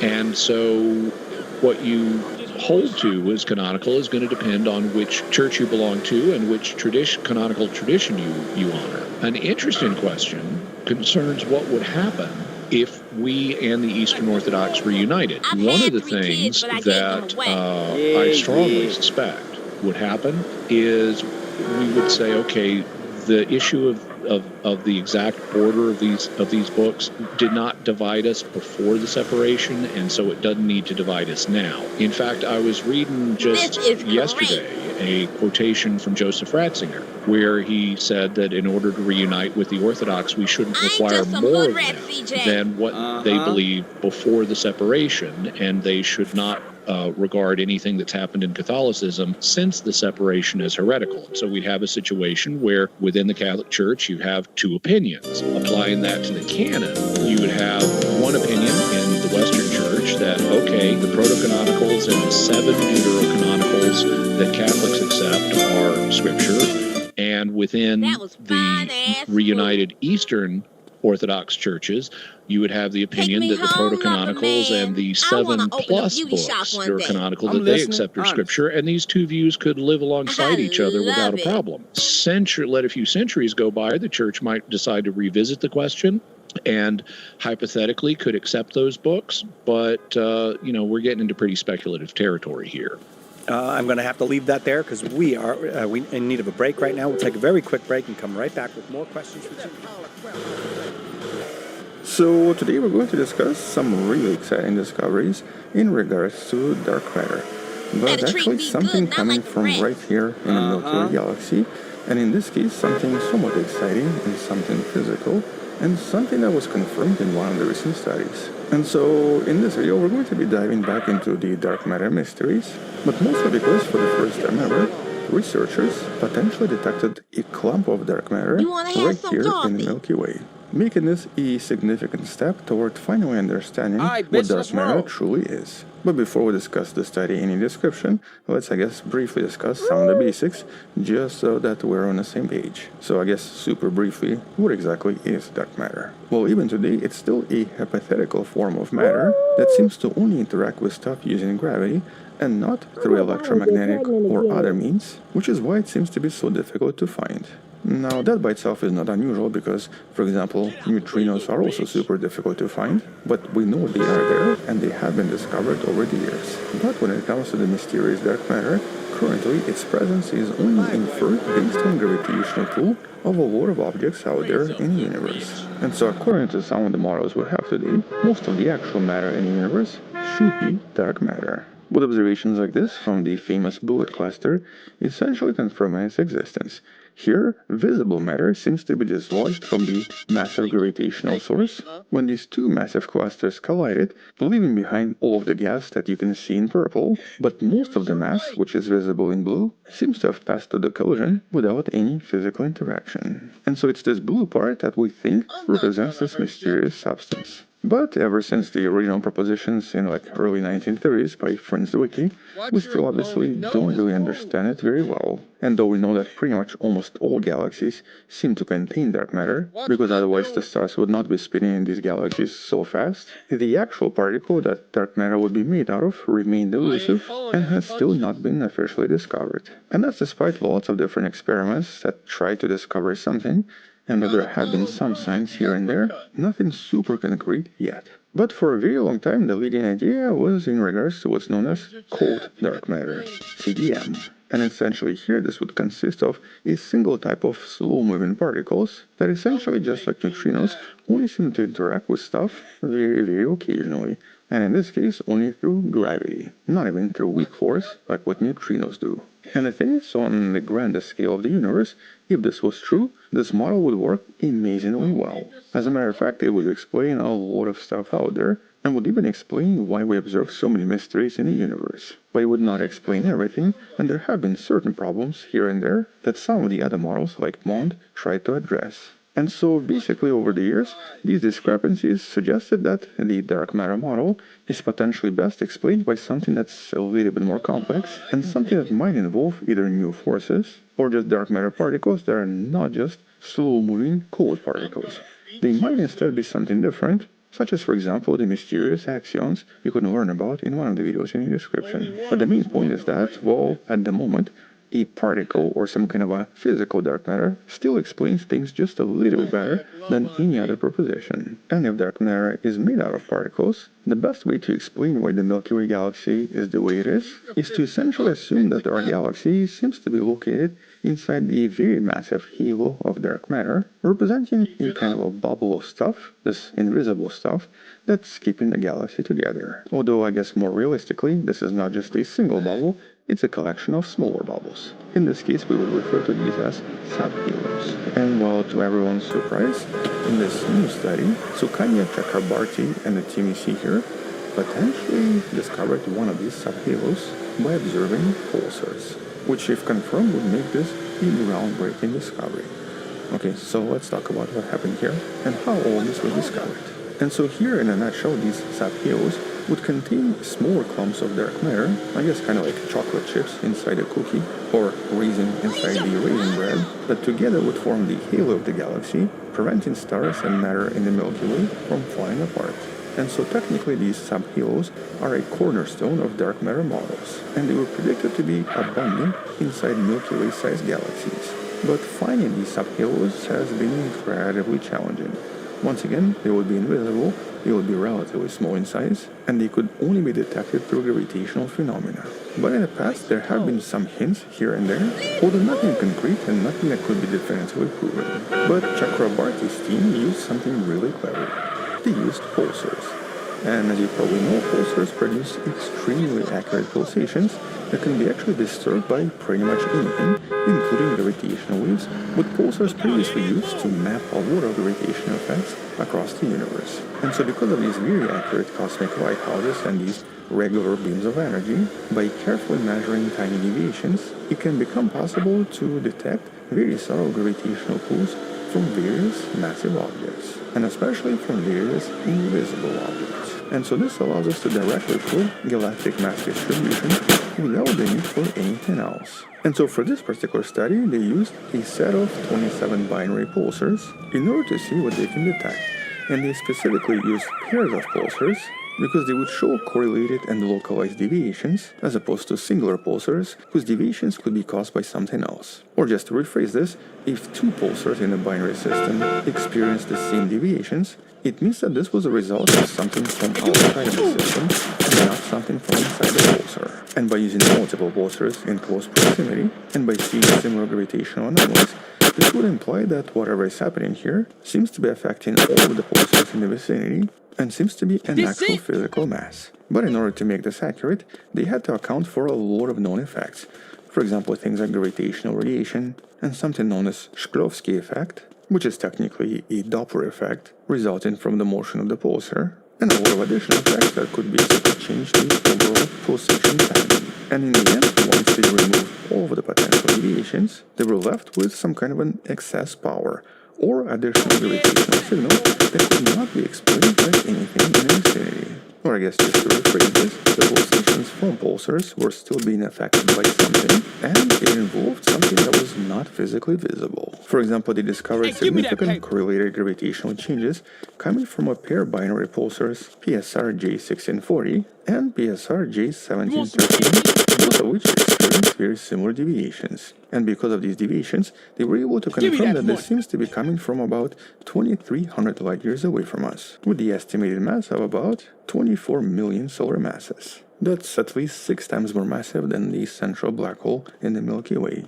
But in this particular location, the physical baryonic matter seems to be at least 100 times lower in mass, so approximately 240,000 solar masses. And they then essentially confirmed that there seems to be nothing here by consulting the data from the famous Gaia telescope. The Gaia telescope stellar data is super accurate, and it obviously contains a lot of objects detected in this region, which in this case will not explain this overall mass. And so neither the gas maps nor the stellar data explain this gravitational deviation and this bizarre anomaly.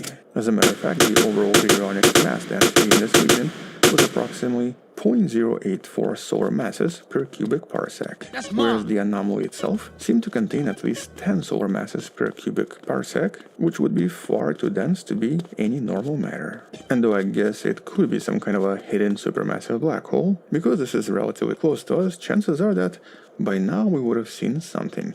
Mostly because supermassive black holes tend to produce huge emissions and obviously also produce gravitational lensing effects. Which means that the only possible explanation, at least for now, is that this is indeed one of these dark matter subhalos. Making this the first time ever, an actual dark matter subhalo has been directly detected right here in the Milky Way galaxy, and even in our own galactic neighborhood. And that's a huge leap from simply inferring the presence of dark matter based on some other galaxies out there, to physically detecting it right here in the Milky Way, 2300 light years away from us. Which transforms the idea of dark matter from being purely theoretical to something we can now start mapping and studying in detail.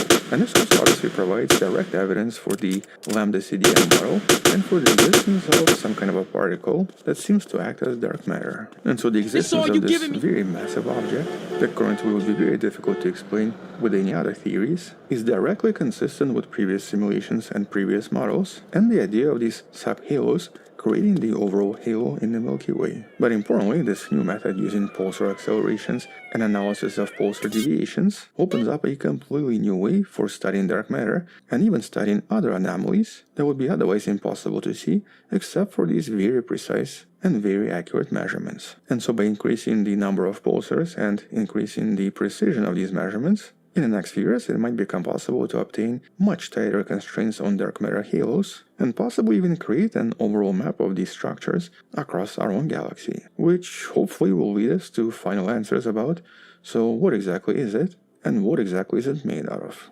While also possibly answering some other questions, such as why some galaxies contain no dark matter, and some galaxies contain too much. And so unlike previous observations and previous methods, like the famous bullet cluster, where we mostly observe this using gravitational lensing effect, this new pulsar timing technique presents us with the more direct way to physically detect gravitational signatures of various anomalies and discover individual dark matter clumps. And so if we can discover more about these subhalos and study their distribution, properties, and even shapes, we might finally be able to discriminate between different theoretical models and finally discover that elusive particle, with this gravitational technique also potentially helping us discover other anomalies and leading to completely new propositions and new theories, maybe even new anomalous objects. For all we know, maybe this will lead to the discovery of dark stars and even dark galaxies. But exactly where all of this leads, only time will tell. For now, the researchers behind the study are pretty confident that as our ability to measure pulsars increases even more, and as pulsar maps improve in their overall quality, we'll very likely discover so much more in our own galaxy, allowing us to track even minute deviations, which technically has already been done in one of the most groundbreaking studies in the last few years. And this was actually the discovery of this really bizarre hum or vibration in the entire universe. You can learn about this concept in one of the previous videos in the description. But in this case, the detection of this particular subhalo and the technique used is also, of course, the testament to human ingenuity. Because of our relentless curiosity, researchers were able to discover a new technique to find something that has been bugging scientists for nearly a century. And though we're still pretty far from truly understanding what this bizarre dark matter actually is, with every breakthrough similar to this one, the path forward becomes just a little bit more clear. But until future discoveries, that's pretty much all I wanted to mention. Check out some of the previous videos in the description. Thank you for watching, subscribe, come back tomorrow to learn something else, support the channel on Patreon where you can find additional videos without any ads, and can DM me directly, or by joining a channel membership that grants you early access and a few more secret videos. Alternatively, you can also buy the Wonderful Person t-shirt you can find in the description. Stay wonderful, I'll see you tomorrow, and as always, bye-bye.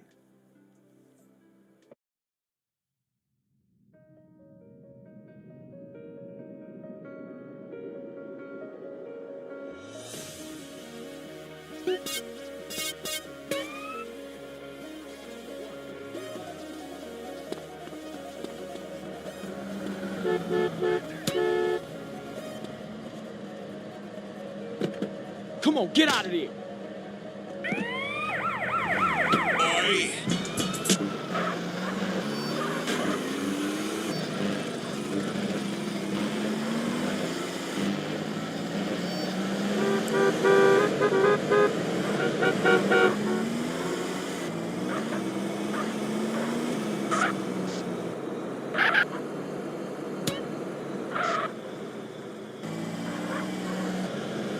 Move your nalga!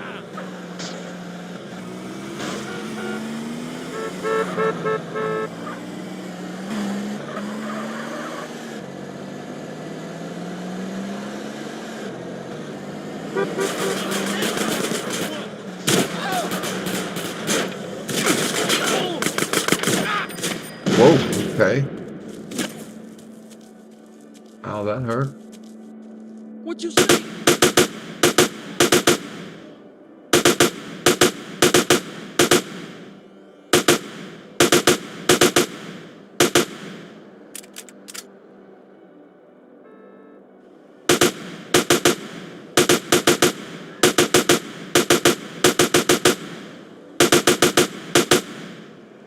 That's going to go fishy. Jesus as an Egyptian sorcerer in several Talmudic texts, particularly the Jerusalem Talmud and Sanhedrin 43a, there are references to a figure named Yeshu, who has been identified by some scholars as Jesus of Nazareth. In this section, Yeshu is accused of using magic to mislead Israel and is sentenced to death on Passover night for practices considered heretical by Jewish authorities. One of the main accusations is that Yeshu learned magic in Egypt, a region known since the time of Moses as a center for occult practices and magic. This claim appears to attempt to justify Jesus' miracles, such as healing the blind or raising the dead, as tricks of sorcery rather than divine power. This narrative sharply contrasts with the canonical Gospels, which portray Jesus as a healing Messiah. According to Toledat Yeshu, a medieval Jewish polemical document that recounts an alternative version of Jesus' life, he stole the sacred name of God from the temple, kept it in a wound on his thigh, and used it to perform miracles for personal gain, an act considered blasphemous under classical Jewish law. Although this view does not represent the entire Jewish community and is rejected by many modern rabbis, these texts reflect early theological resistance to Jesus' messianic claims, as well as attempts to frame him not as a savior, but as a dangerous sorcerer who used supernatural powers outside of God's permission. These references reveal a sharp conflict between rabbinic Jewish authority and the Jesus movement that was developing at the time. Jesus was an illegitimate child. The Ebionites were an early Jewish Christian sect that emerged in the 1st and 2nd centuries CE. They accepted Jesus as the Messiah, but rejected his divinity. In their view, Jesus was not born of the Virgin Mary, but was the result of a normal biological relationship between Mary and Joseph. This was a direct rejection of the virgin birth doctrine held by mainstream Christianity. The Ebionites adhered to the Hebrew gospel, often called the Gospel of the Hebrews or the Gospel of the Ebionites, which did not contain a supernatural birth narrative. In their version, Jesus was chosen by God at his baptism in the Jordan River and elevated to the status of Son of God because of his righteousness, not because of his divine origin. This understanding falls under the doctrine of adoptionism, which holds that Jesus was adopted Oh my as God, the Son dude. of God, not born as divine. They're taking the final shot of Jesus was an illegitimate child. This view can be found in several Wow, rabbinic you texts are vulgar. and legends, such as Toledat Yeshu, which claims that Mary was impregnated by a Roman soldier named Panthera, an accusation that became the basis for later anti-Christian propaganda. By rejecting the divine birth, the Ebionites indirectly accused the Orthodox Church of distorting Jesus' teachings by making him God. For them, worshiping a human being was a form of idolatry. This is why the Ebionites were rejected by the early councils and considered heretical. Historically, the existence of the Ebionites highlights the extreme diversity of views regarding Jesus in the 1st century before Christian dogma was established. Jesus was a false prophet. After Jesus' death and resurrection were claimed by his followers, the early Orthodox Jewish community, particularly the Pharisees and the Sanhedrin, responded to Jesus' movement with great criticism. In the context of ancient Jewish law, a prophet who claimed to speak on behalf of God but misled the people could be considered a nabi sheker, a false prophet deserving of death. Deuteronomy 13, verse 1 through 5, Jeremiah 14, verse 14. Jesus in the Synoptic Gospels openly claimed divine authority. He called himself the Son of Man, forgave sins, and identified himself as one with the Father. He also harshly criticized the Pharisees and scribes and committed acts that the Jewish authorities considered unlawful, such as healing on the Sabbath and referring to the temple as my house. All of this violated the rabbinic authority structure of the time. In Matthew 26, verse 65 to 66, during Jesus' trial, the high priest accused him of blasphemy for claiming to be the Son of God. This accusation was not merely spiritual arrogance, but a direct insult to the strict concept of monotheism. The rejection of Jesus as a true prophet is also reflected in the three of them together, I think. Although not all explicitly mention Jesus, some references such as Ben Stada or Yeshu HaNotzri are understood by some scholars as referring to Jesus.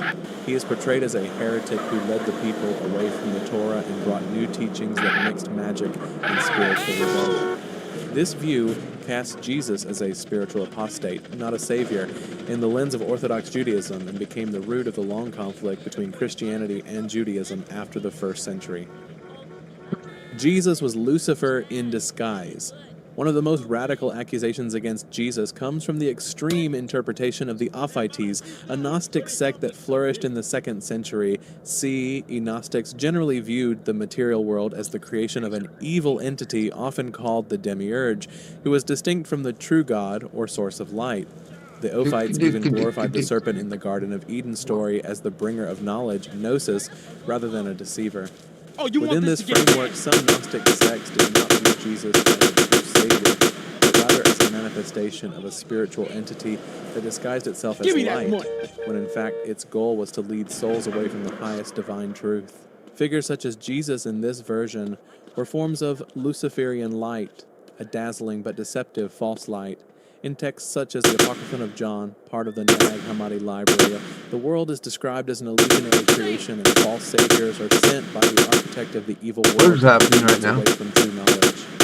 Some extreme interpretations consider Jesus to be an agent of Demiurge disguised as a savior, when in fact he prolongs the soul's attachment to the corrupt physical world. Right now. While in Orthodox Christian tradition, Jesus is called the light of the world, in radical Gnostic logic, that light could be a false illuminator, aka Lucifer, who wraps himself in a divine form to deceive. This sect is very small and rejected by both the mainstream church and most other Gnostic groups. However, it reflects the complexity of spiritual cosmology in the early centuries of Christianity, where Jesus could be seen as the Messiah, or the ultimate enemy of true knowledge. Jesus was never crucified. The Gnostic sect of Basilides, which flourished in Alexandria in the early 2nd century CE, presented a very different and controversial idea about the crucifixion of Jesus. According to their teachings, Jesus Christ was not actually crucified. It was Simon of Cyrene, the figure who in the canonical Gospels helped carry Jesus' cross. Basilides taught that Jesus was a pure divine being without a true physical body, a doctrine known as Docetism. Therefore, according to them, he could not experience physical suffering or death. When the crucifixion was about to take place, Jesus is believed to have changed his appearance and switched places with Simon while he himself ascended to heaven, watching the events unfold and laughing at the folly of mankind. This claim was reported by church figures such as Irenaeus in Against Heresies, who condemned Basilides' teachings as heresy that misled the faithful. These teachings also bear striking similarities to the narrative in Islam, which states that Jesus was not crucified, but someone who was made to look like him. For Basilides and his followers, the story of the crucifixion was a misguided drama of the material world, and Jesus' suffering was an illusion created by those who were unenlightened. This was part of a Gnostic cosmology that believed salvation came not from faith in suffering, but from knowledge, gnosis, that freed the soul from the prison of the body. Jesus was an ordinary man. What's happening, fool? The adoptionists were one of the early theological groups of Christianity that rejected the doctrine of Jesus' divinity from birth. They believed that Jesus was an ordinary human being, a very pious Jew who was obedient to the law, and was only adopted by God as his son at his baptism in the Jordan River, when the Holy Spirit descended upon him. Mark 1, verse 9 to 11. This concept is called adoptionism because it assumes that Jesus was not truly divine, but was elevated to the status of Son of God because of his piety and morality. This view contrasts sharply with the Nicene Creed, 325 AD, which states that Jesus is true God from true God and was divine from eternity. The roots of adoptionism can be traced back to Jewish Christian communities in Palestine, particularly groups such as the Ebionites and later figures such as Theodotus of Byzantium in the 2nd century and Paul of Samosata in the 3rd century. They all rejected the virgin birth, miracles as proof of divinity, and focused on Jesus' ethical teachings as the ideal human. This view was officially condemned as heresy. Special needs cop. It's the story. To degrade the dignity of Christ and open the door to the view that salvation could be achieved without faith in his divinity. From the perspective of Orthodox groups, viewing Jesus as merely a human being is equivalent to rejecting the central tenet of Christianity, namely divine sacrifice for human salvation. However, for adoptionists, the doctrine of divinity is seen as a corrupting Hellenistic influence on Jesus' original simple teachings. This reflects the sharp early conflict between high Christology and low Christology among the first and second generations of Jesus' followers. Jesus was a false teacher. Among the texts found in the Dead Sea Scrolls at Qumran, there are references to a figure called the Teacher of Lies, a spiritual leader who was believed to have distorted the teachings of the Torah and led the people to spiritual destruction. Although these texts do not explicitly mention the name Jesus, a number of scholars speculate that this figure may refer to a Jesus-like figure in the context of first-century sectarian conflict. The Qumran community, which was most likely the Essenes, was an extreme Jewish group that was very strict in its observance of the Torah. They rejected the authority of the temple priesthood and believed that they were the true covenant people awaiting the end times. In texts such as the Damascus document and the Pesher Habakkuk, they describe the false teacher as someone who claims spiritual authority but twists the law and misleads the people with new interpretations. Some scholars, such as Robert Eisenman, argue that the conflict between the false teacher and the teacher of righteousness may reflect real tensions between the Jesus movement and other Jewish groups. For the highly exclusive Qumran community, Jesus' teachings, which were inclusive, relaxed the Sabbath laws, and opened access to the marginalized, may have been seen as a great threat and an act of betrayal against the sanctity of Moses' law. Although it cannot be confirmed that Jesus was the figure in question, the similarities in chronology, doctrine, and conflict structure suggest that in some Jewish communities at the time, Jesus was considered not the Messiah, but a false teacher who led people astray from the path of righteousness. Spirit without flesh. Docetism comes from the Greek word dokesis, meaning appearance. It is an early theological view that Jesus did not have a real physical body, but only appeared to be human. According to the Docetus, Jesus was merely a manifestation of the divine spirit that took on a physical form, so that his suffering, hunger, and even his crucifixion were only illusions. This teaching emerged in the 1st and 2nd centuries CE, particularly among Gnostics and Hellenistic Christian thinkers.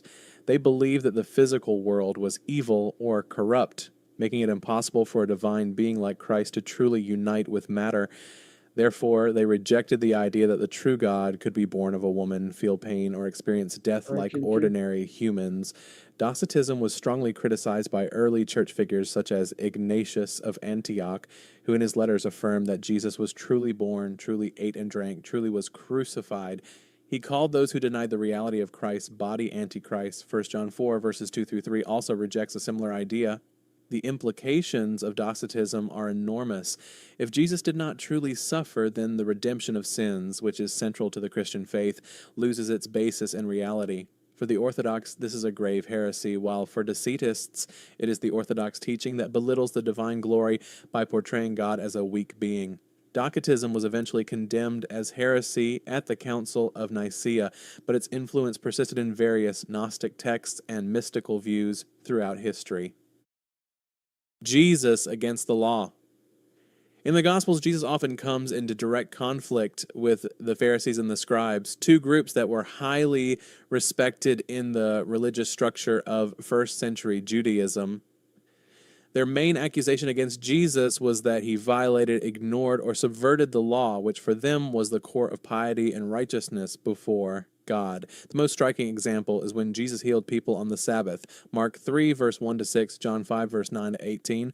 For the Pharisees, this act was a violation of the strict Sabbath rest laws. But Jesus turned the accusation around by declaring that the Sabbath was made for man, not man for the Sabbath. Mark 2, verse 27. This statement was considered revolutionary and dangerous, as it challenged a long tradition of Jewish legal interpretation. In addition, Jesus forgave sins, an authority that in Jewish tradition belonged to God alone. This act was interpreted as blasphemy because Jesus, as a human being, claimed divine power. In Matthew 5, verse 17-48, Jesus does say that he came not to abolish the law, but to fulfill it. However, his interpretation of the law often goes beyond literalism, suggesting radical change or reinterpretation. For example, if someone strikes you on the right cheek, turn to him the other also. This challenges the classic principle of retributive justice, an eye for an eye. Therefore, religious leaders considered Jesus not only a wild preacher, but a disruptor of the spiritual and social order who misled the masses and claimed authority over the law of Moses. These accusations were one of the main reasons he was condemned by the Jewish religious authorities and handed over to the Romans. Apocalyptic heretic. The Sadducees were one of the dominant factions in first century Judaism, consisting of the temple priestly elite and the Jewish aristocracy. Unlike the Pharisees, who believed in the resurrection of the dead and the existence of angels, the Sadducees rejected all forms of apocalyptic belief, including resurrection, the end of time, and life after death. They accepted only the authority of the written Torah, the 5 books of Moses, and rejected oral tradition. Therefore, Jesus' teachings were considered to be in direct opposition to the theological foundations of the Sadducees. He preached about the imminent coming of the kingdom of God, the resurrection of the dead, the final judgment, and the return of the Son of Man in the clouds of heaven, Mark 13, Luke 21. For the Sadducees, this was not merely a religious illusion, but a real danger that could shake the social and political order, especially amid tensions between the Jews and the Romans. In Acts 4, verses 1 through 2 and 23, verses 6 through 8, the Sadducees appeared deeply disturbed by the teachings of resurrection brought by Jesus' disciples. This reflects a serious theological conflict. In the eyes of the Sadducees, Jesus was not only a heretic, but an apocalyptic heretic who spread imaginary doctrines about the end times, deceiving the common people and threatening national stability. Moreover, Jesus' position, which attracted the sympathy of the masses, and his claim to be the Messiah, a political title in the Jewish context, could spark rebellion and Roman intervention. Therefore, for the Sadducees, getting rid of Jesus was a measure to maintain security and the purity of their teachings. The accusation of being an apocalyptic heretic was not only theological, but also political. Jesus was seen as a threat not only to faith, but also to the power system that supported the Sadducee elite in the temple.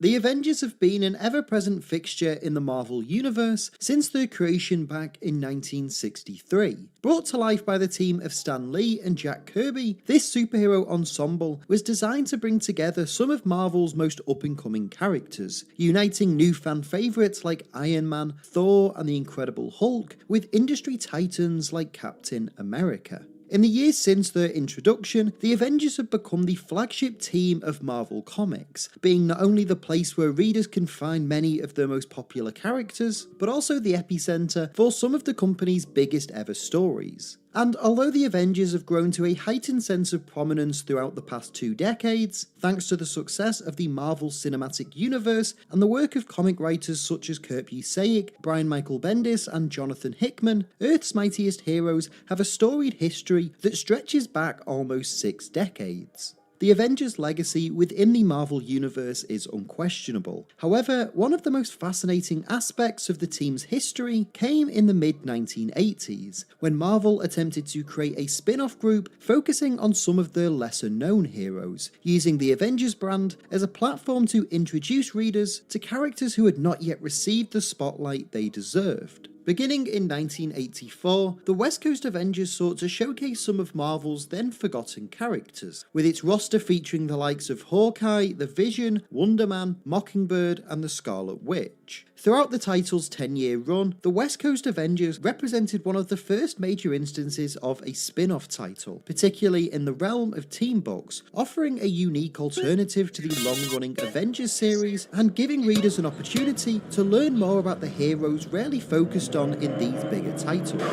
This is a series that I've always had a deep fascination with, and in this video I want to explain the origin of how the West Coast Avengers came to be, discuss some of their biggest stories and the behind-the-scenes factors behind them, and examine the rise and fall of this unlikely superhero series, and to what extent can the legacy of the West Coast Avengers still be felt through the Marvel Universe.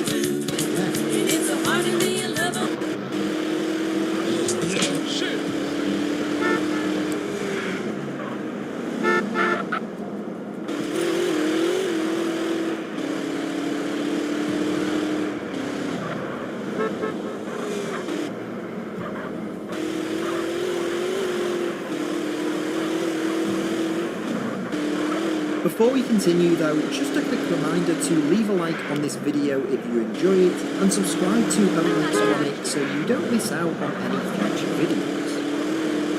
So, in order to assess what the legacy of the West Coast Avengers is, I think it's first important to outline how this team was created. You see, the original Avengers debuted in 1963 as a crossover between some of Marvel Comics' newly created characters, with an initial roster of Iron Man, Thor, the Incredible Hulk, Ant-Man and the Wasp, joined soon after by Captain America, Hawkeye, Quicksilver and the Scarlet Witch. This ensemble would become a major pillar of the Marvel Universe throughout the company's resurgence in the 1960s and 70s. However, by the mid-1980s, the Avengers' status had begun to fall, as other team books such as the X-Men and the Fantastic Four had surpassed and overshadowed them. Now, this period coincided with Jim Shooter's tenure as the editor-in-chief of Marvel Comics, with Shooter launching several ambitious new projects throughout the mid-1980s, most notably the company's collaboration with Mattel and the 12-part crossover story Secret Wars. Perhaps the first notable example of an event comic, Secret Wars saw all of Marvel's most popular heroes and villains come face to face, with everyone from Spider-Man, the X-Men, Captain America and the Fantastic Four being transported from Earth to the faraway planet of Battleworld. It was in the absence of the company's A-list heroes, though, that another idea started to develop. What happens to the characters not deemed high-profile enough to be drafted into Secret Wars? This was a concept that Roger Stern, then writer of The Avengers, decided to explore. Alongside artist Bob Hall and inker Brett Breeding, he devised a 4-part story about a different version of the Avengers made up of the heroes who were too obscure to be selected to fight in battle, with this team later evolving into the West Coast Avengers. In a 2006 interview with Marvel Essentials, Stern explained the inspiration behind this new superhero team, stating that, I came up with WCA You freaking jerk! Rome, Georgia, that I attended with Mark Grunwald. Grooney wanted me to come up with a miniseries, and I wanted to nail down some of the non-active Avengers. There were a couple dozen Avengers and former Avengers at that time, and I had tried to limit the number of active members in any given issue, as to avoid writing crowd-seeking. I had plans for most of the characters who didn't have their own books, but every time I turned around, another writer was glomming onto one or more of them for a miniseries, often for someone other than the Avengers editor. The West Coast Avengers was my solution. The original plan was to establish a second branch of the team in California, and once the miniseries was over, I'd have the members of both branches to draw on for stories. I could assemble teams of select Avengers for whatever wild challenge I could concoct. with the approval of Jim Shooter, Stern began to sow the seeds for this new ensemble in the main Avengers comic. While its core members were off-world for Secret Wars, the Vision, now the Avengers chairman, decides to expand their base of operations from just New York to California, believing that a second team with its own headquarters would enable the Avengers to be more effective at answering threats. This would lead directly into the 4-issue West Coast Avengers series, which ran from October to December of 1984. In it, it's revealed that Hawkeye has been declared the leader of this new ensemble, and soon after, he assembles a team that includes his wife Mockingbird, Wonder Man, Tigra, and James Rhodes, who had taken over the mantle of Iron Man. This new group are immediately thrust into action to fight the villainous Graviton, who seeks to unite LA's criminal underworld and take control while the main Avengers are missing. Stern & Co.'s West Coast Avengers series proved to be an unexpected success for Marvel Comics, and as such, an ongoing monthly title for the group was quickly greenlit. However, this new series would be led by a brand new creative team, with Shooter handing the West Coast Avengers over to writer Steve Englehart, who had recently returned to Marvel from DC Comics, and artists Al Milgrom and Joe Sinnott. Although this was bittersweet for Stern and his collaborators, anticipation remained largely high for the launch of this brand new title. And in October of 1985, issue 1 of this brand new West Coast Avengers series hit shelves, and the fate of Earth's mightiest heroes would change forever.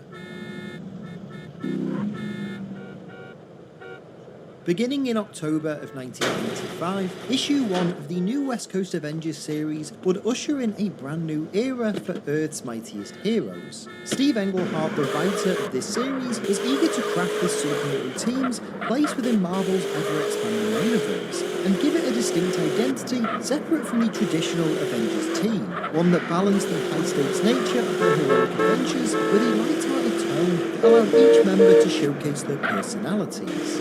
The first storyline that Englehart and artists Al Milgrom and Joe Sinnott devised was the 4-part Family Ties, told both in West Coast Avengers and the Vision and Scarlet Witch solo series. Here, the Grim Reaper, a long-standing Avengers villain and the brother of Wonder Man, stages an attack on the team with the help of Ultron 12, with the duo working together to take out both Simon Williams and the Vision. This situation is exacerbated by the sudden arrival of Hank Pym, a founding member of the original Avengers and the creator of Ultron, who eventually aids the West Coast heroes to stop the two foes. Having been expelled from the Avengers and divorced by the Wasp, this story begins the slow redemption of Pym, as the former Ant-Man not only helps the team stop Ultron and the Reaper, but later becomes an official advisor to the group. It's also during these issues that Tony Stark becomes a member of the West Coast Avengers, having recently regained the Iron Man mantle from Rhodey. Following the conclusion of Family Ties, though, Englehart and co. oversaw an expansion of the group's roster, with heroes such as The Thing, Moon Knight, and the aforementioned Pym, all either joining the team or becoming notable allies. The next major storyline to come out for this period, though,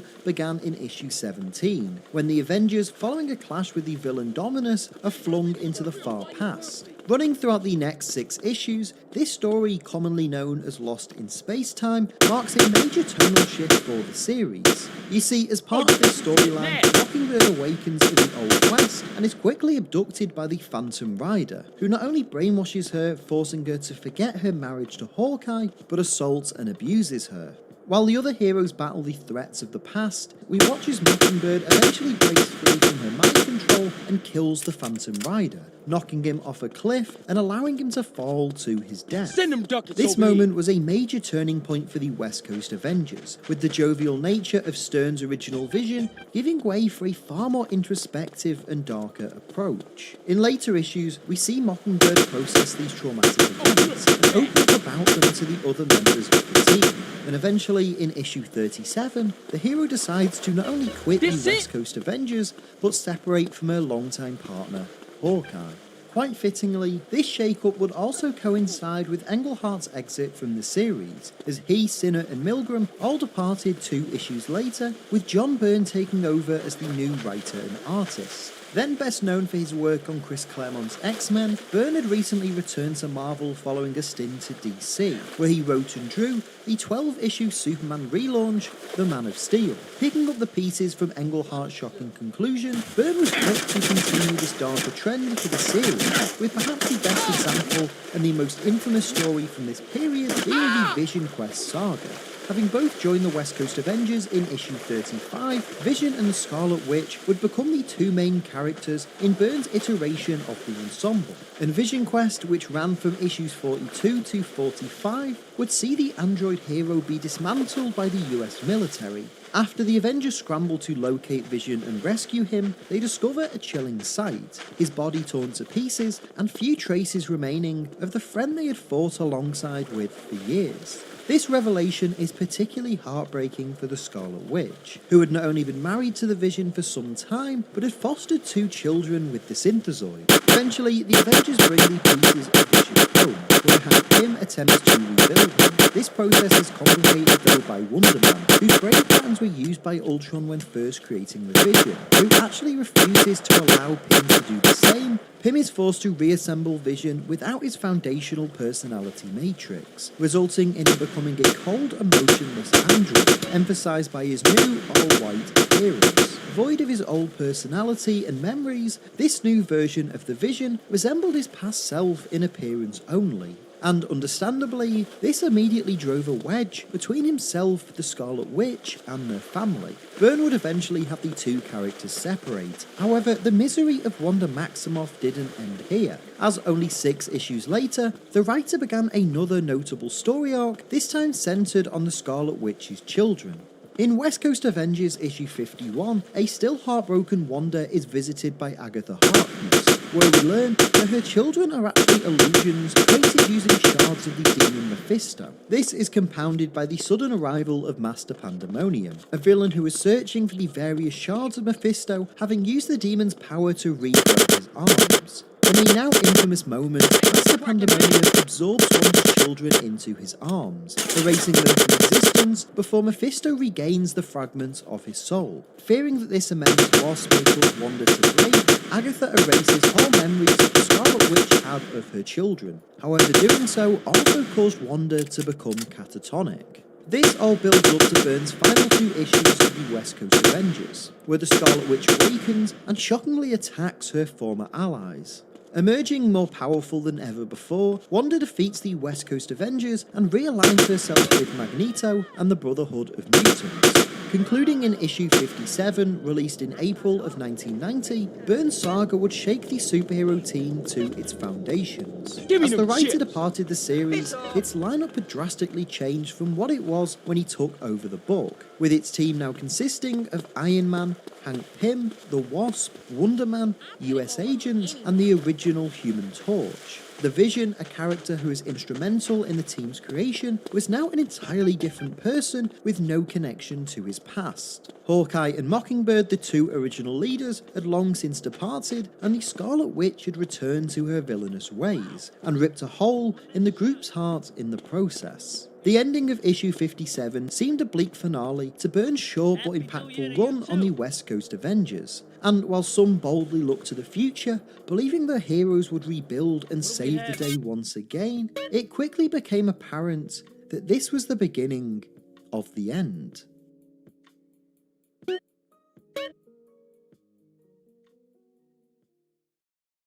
By the turn of the 1990s, the West Coast Avengers found themselves at a crossroads. The team, who had experienced a turbulent few years under the penmanship of John Byrne, entered a new era in May of 1990, when the writer suddenly exited the series following the Scarlet Witch's shocking betrayal.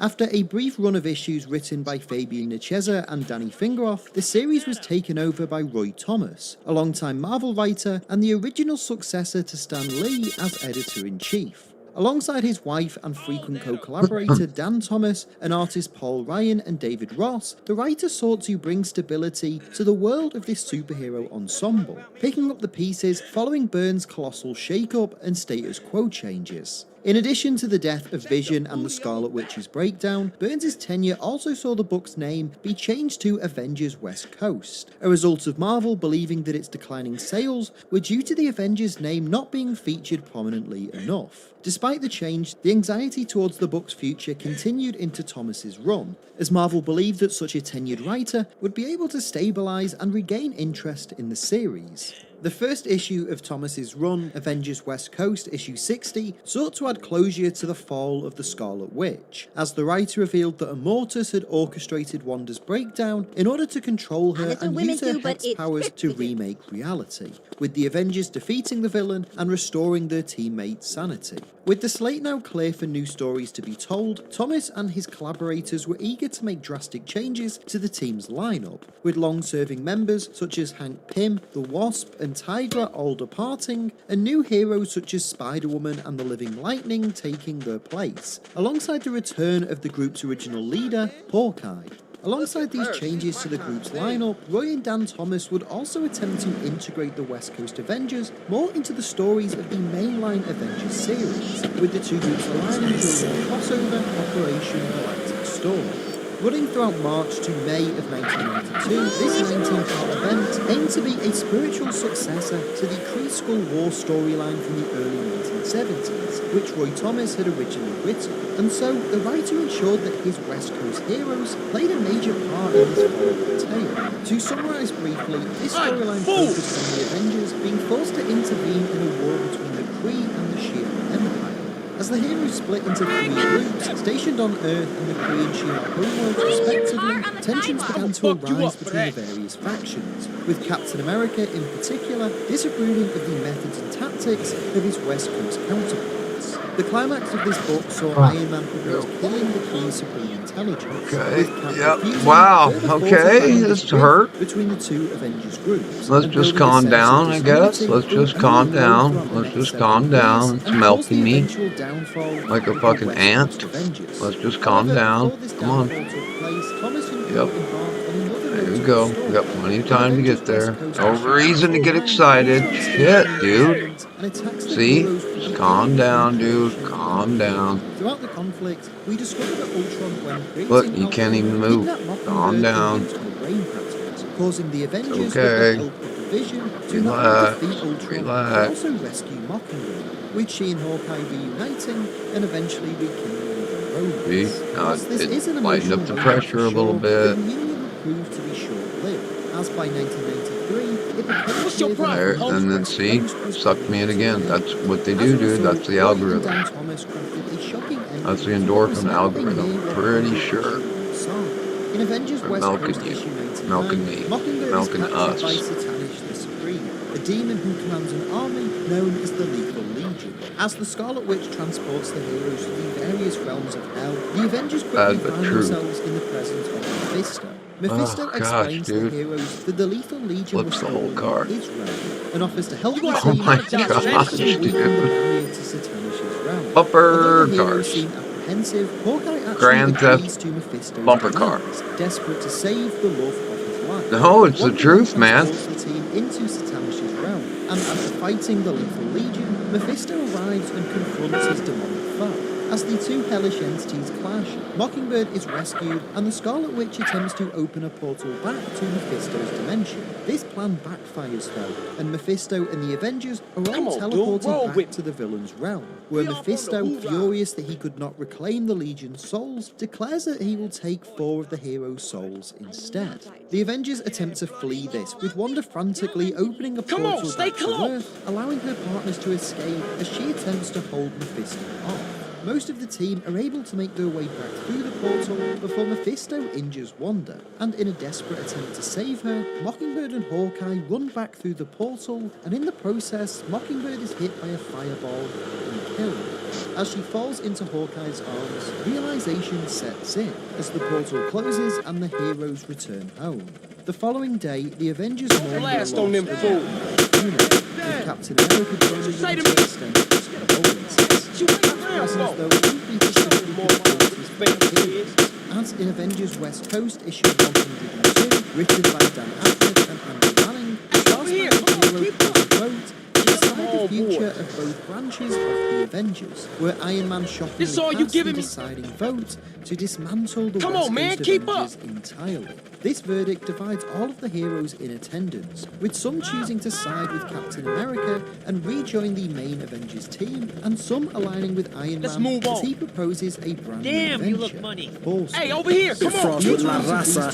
What are you, shitting in your pants? But one that signified the end of a decade worth of adventures, as the West Coast Avengers were finally laid to rest, and in their place came something brand new.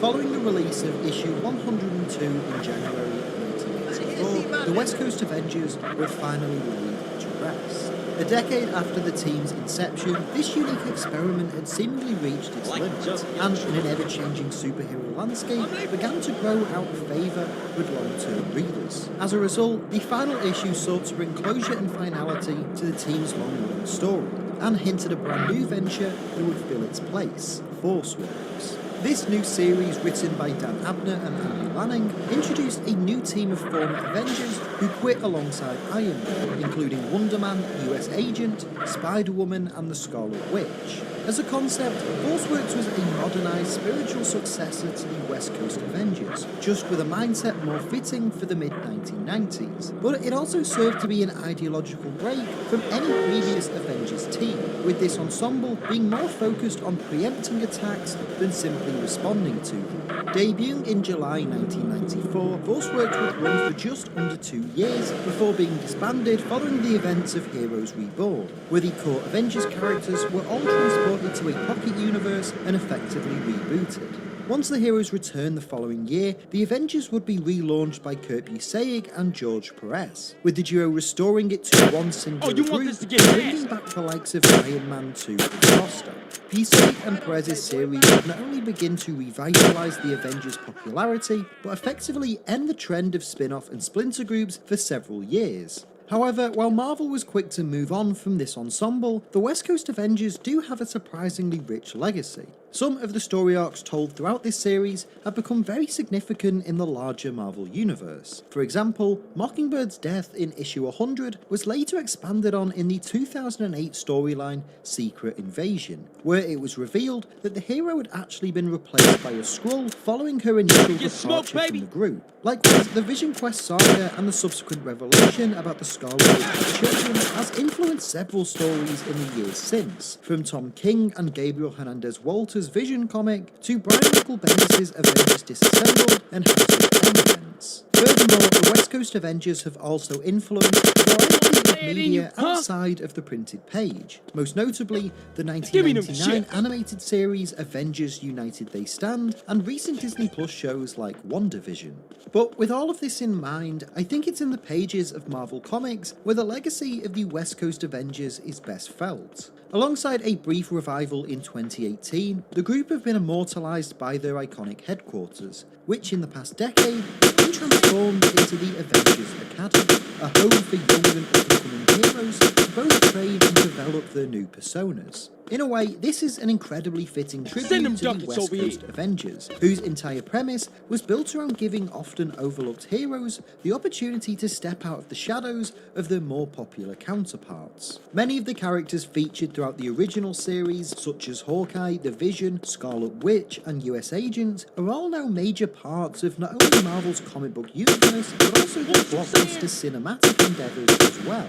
And although the series was not without its faults, as the comic can be criticised for its inconsistent roster and poor handling of female characters, the West Coast Avengers was overall a unique approach to superhero storytelling at the time of its inception, becoming the longest running spin-off title in all of Marvel history. And an exciting time for comic book readers, who got to see the thoughts, feelings and emotions within these otherwise larger-than-life heroes and connect with them in ways unlike anything ever before. Throughout its 10 years in publication, this series was above all else a place for writers and artists to experiment, showcase lesser-known characters, and tell ambitious stories that would go on to define a generation. And it's this that, despite the series' underwhelming cancellation, makes it a truly memorable and worthwhile venture, and makes the West Coast Avengers, to me, a uniquely significant part of the Marvel universe. What you think, fool?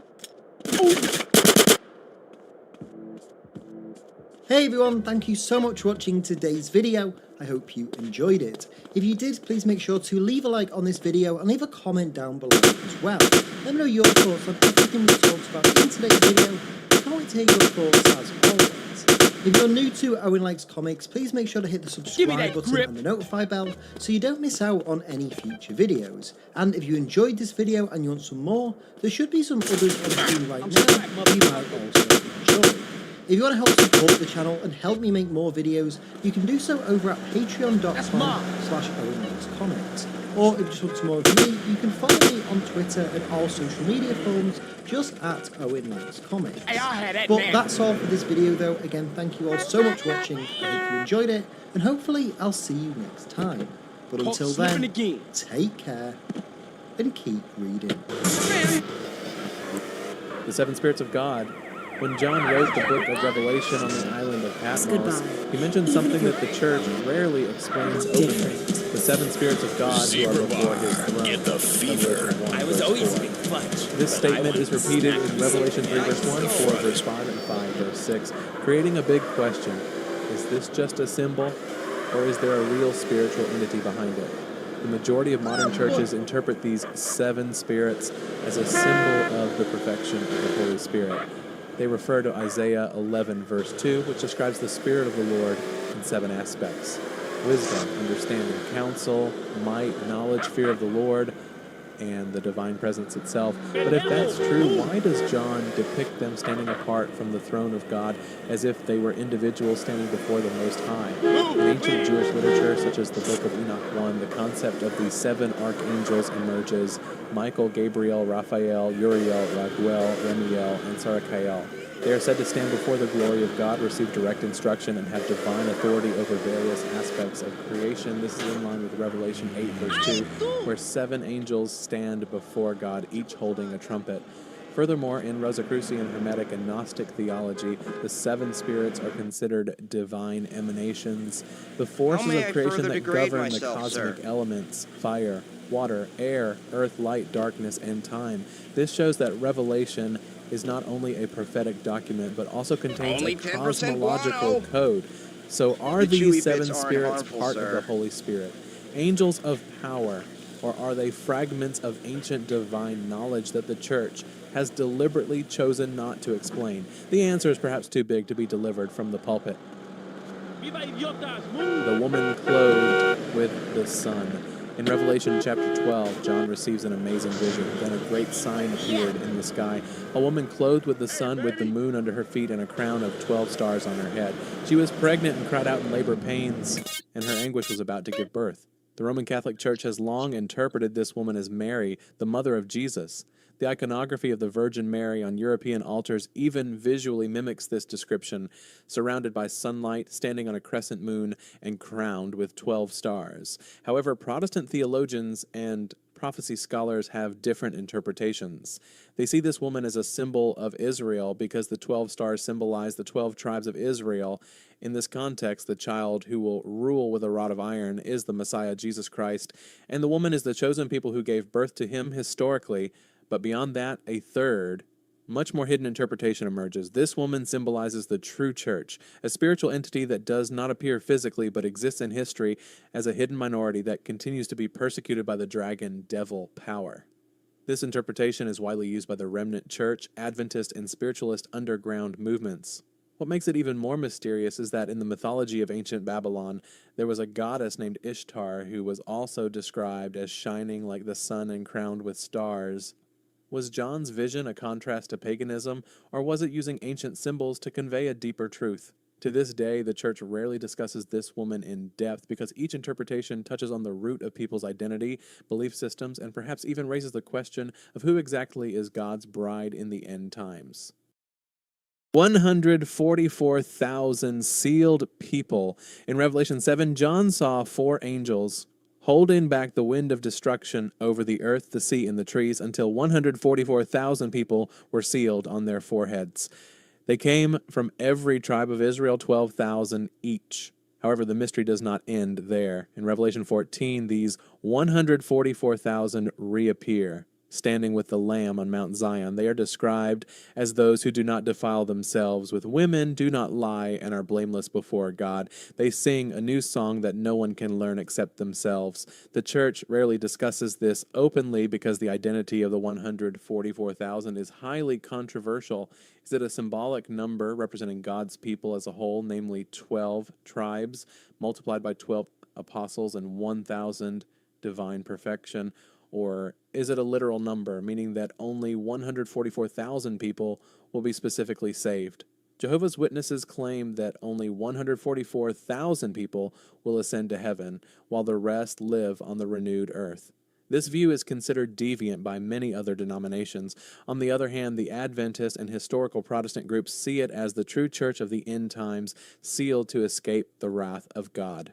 Interestingly, in the Ethiopian version of the Book of Enoch, it is mentioned that the angels have a list of righteous people who will survive the apocalypse. Is this a hidden parallel? Or could it be that the 144,000 are not ordinary humans, but a special spiritual group that has been chosen, trained, and hidden from the beginning until the time comes? The beast with 7 heads and 10 horns.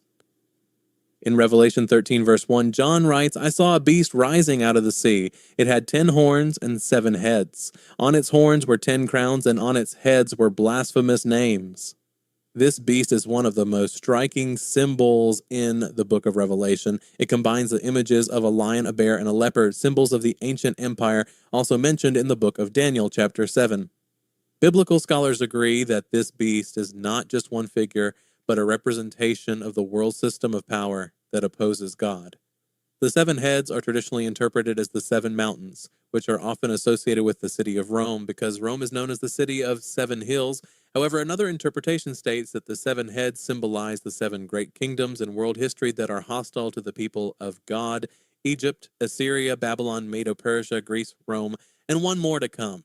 Meanwhile, the 10 horns are associated with the 10 kings or countries that emerge from the end-time world system, in line with Daniel 7 verse 24. Modern conspiracy theories associate it with global elite groups, international banking systems, or political alliances such as the G7, G20, and even the European Union. Even more frightening, this beast gets its power from the dragon and will suck in mass worship. It even imitates death and resurrection like Christ, making itself a false messiah. Is this the Antichrist in human form, or the global ideological system, corporate, military, media, and technology that we unconsciously worship every day? The church often avoids this interpretation because it contains accusations against the powers of the world and perhaps even against the great institutions themselves.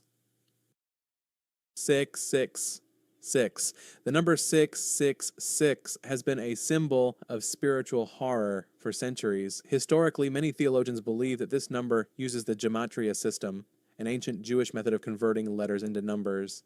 In Greek, the name Nero Caesar, when encoded in Hebrew letters, yields the value 666. Thus, some consider Nero, the Roman emperor who persecuted Christians, to be an early image of the Antichrist. However, in the modern context, the interpretation of this number has developed much more widely and dangerously. Many associate it with the global digital identity, barcodes, microchips, and even biometric identity numbers. This is rooted in Revelation 13, verse 17, which states that no one can buy or sell without the mark of the beast. Some groups mention that contactless payment systems without physical money, AI surveillance, and financial algorithms have created the economic framework of the Antichrist, where obedience is not to God, but to the authority of the system. Furthermore, many global corporate symbols display hidden numbers, spiral shapes, or 6 vertical lines, which some researchers see as a repetition of 666. The church often chooses to remain silent. A literal interpretation is too scary, a symbolic interpretation is too broad, but one thing is certain: this number is not just a symbol, it is a prophetic warning about a global system that will demand worship or starvation. The 2 witnesses. The book of Revelation, chapter 11, reveals a strange and powerful vision. 2 witnesses appear to the world, empowered by God to prophesy for 1,260 days, approximately 3.5 years. They are able to bring down fire from the sky, stop the rain, and strike the earth with various disasters. But in the end, they were killed by beasts that came out of the abyss, and their bodies were displayed in the streets of the great city called Sodom and Egypt. Then they were resurrected by God, ascending to heaven before their enemies, an apocalyptic scene laden with symbolism. Traditionally, many theologians believe they are Elijah and Moses. Elijah because he did not experience death and had the power to stop the rain. Moses because he turned water into blood and brought plagues to Egypt. They represent the prophet and the law. However, there is another interpretation that is much more symbolic and full of hidden meaning. These 2 witnesses are seen as a representation of the true church and the Word of God, both witnessing in a world that rejects the truth, persecuted, and even silenced. But in the end times, they will be resurrected in glory.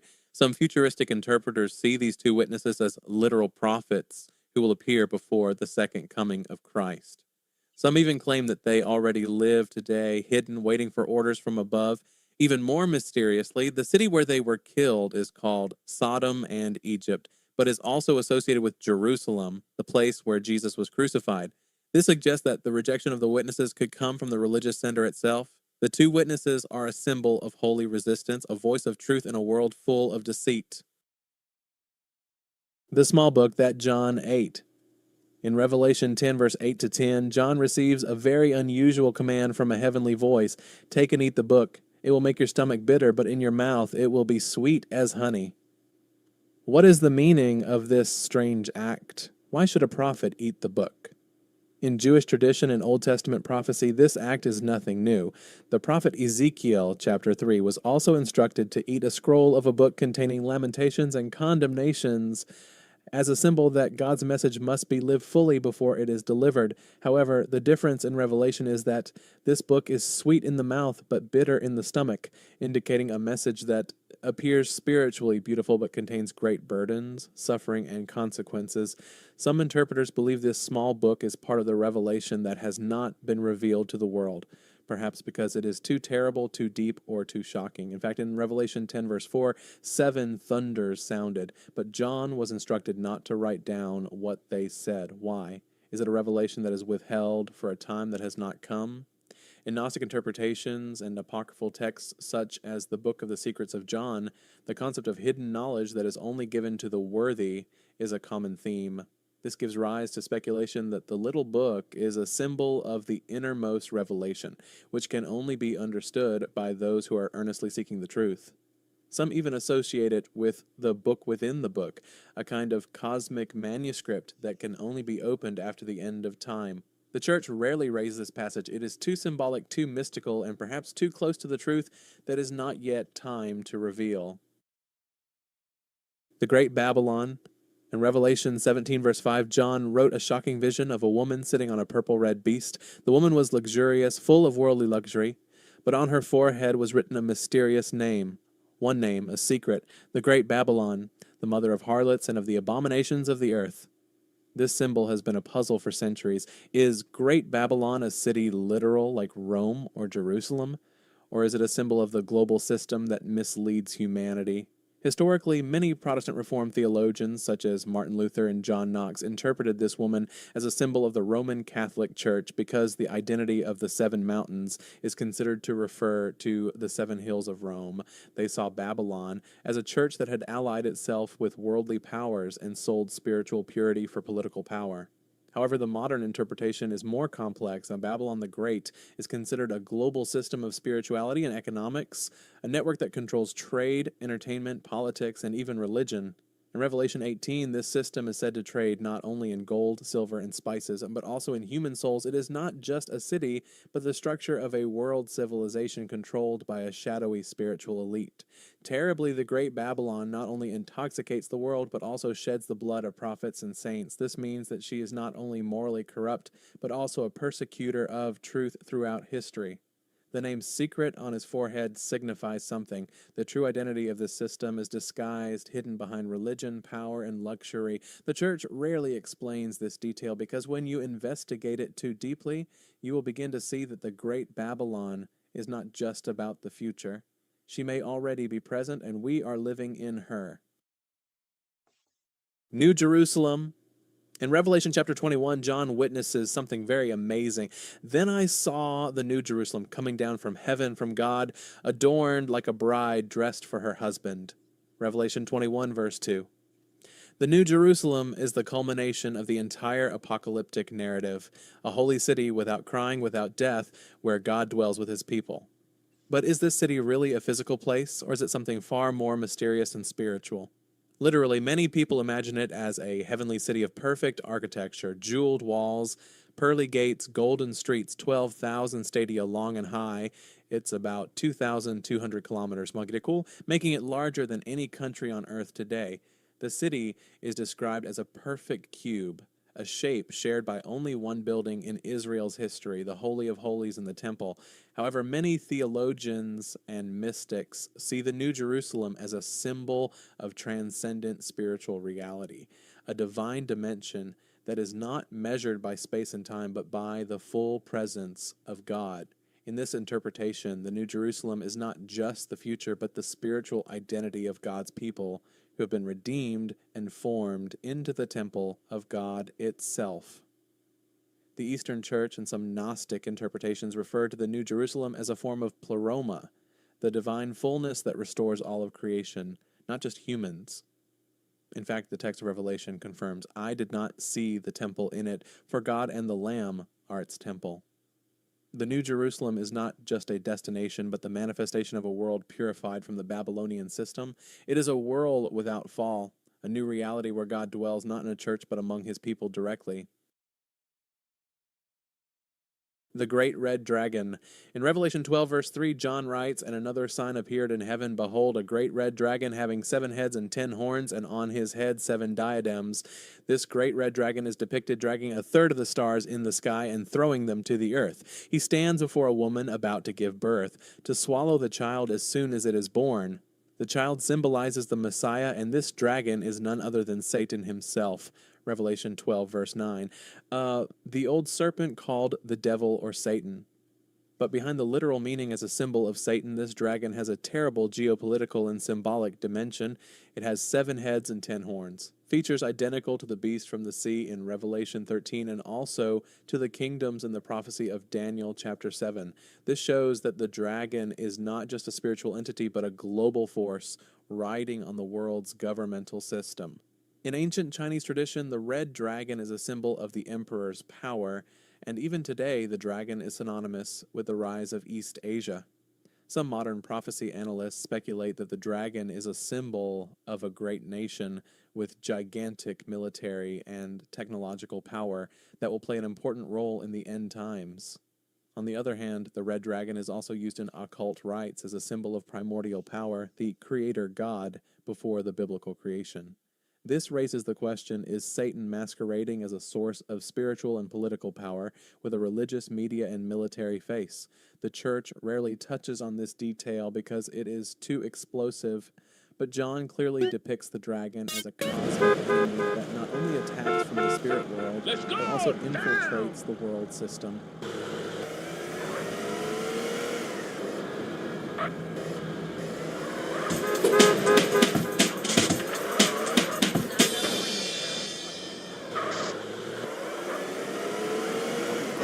My name is Piscor. I'm Jim Rock. Support our Patreon to keep these videos rocking. You can hit the link in the description below. Become a King Kayfaber. You want to get bust on? Videos in live stream fashion. Everything else, I think this is going to be a Kayfabe effect book that we're going to talk about here today. But the videos are also brought to you by the books that we make. Coming soon is Jim Runs Street Angel Princess of Poverty. Great companion piece to go along with Street Angel Deadly Scroll Live, and it collects all of Jim's earliest Street Angel adventures. You get both volumes. You have every Street Angel comic that has been to date. Right now he has No, it's bumper cars, dude. It's Grand Theft bumper car. Is out there, and you'll find Jim Brooks' name in any number of comics. It don't matter how slow you drive, dude. No matter how careful you are, no matter how slow you are, it will fucking do shit like that, dude. It's Grand Theft bumper car, dude. What the fuck, man? Can I not drive across town without bumping into fucking everything?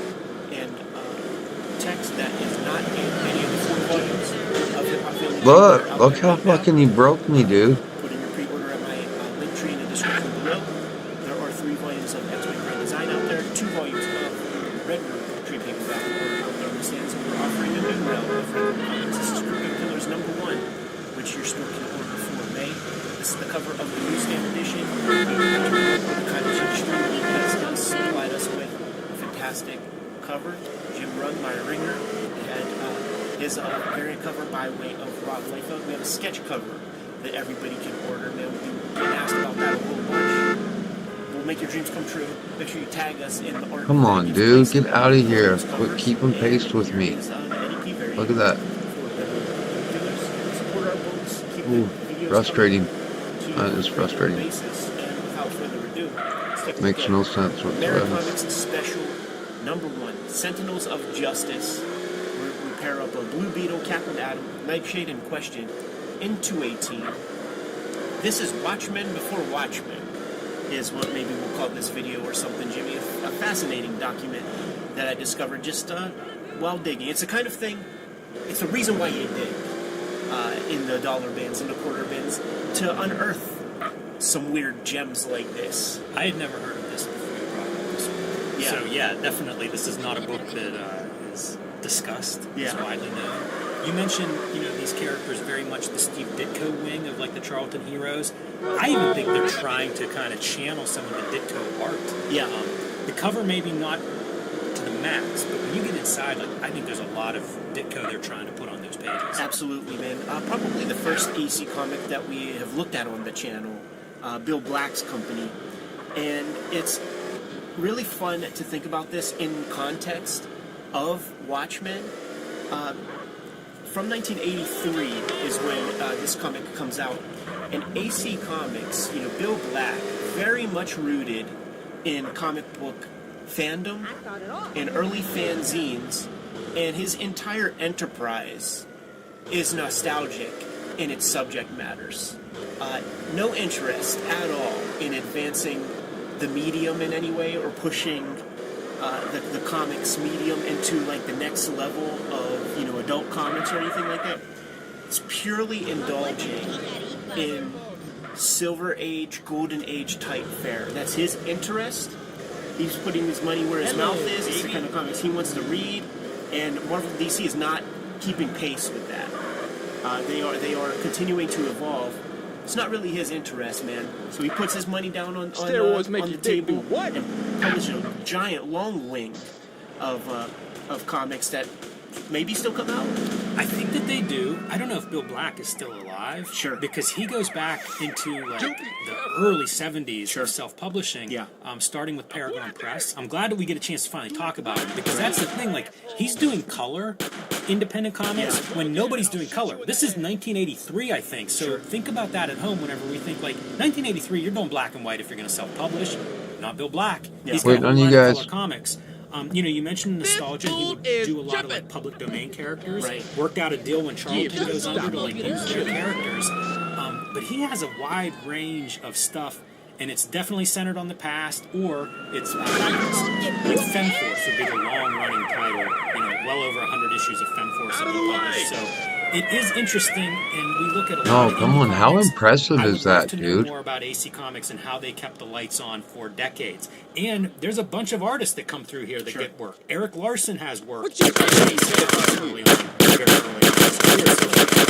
Interesting publisher, you know, strange, weird that they exist. Where did you come from? I think people don't talk about I'm getting, no, I gotta go. No, I'm out. No, I'm out. I can't do this, dude. I can't do that, dude. I can't do that when you were just...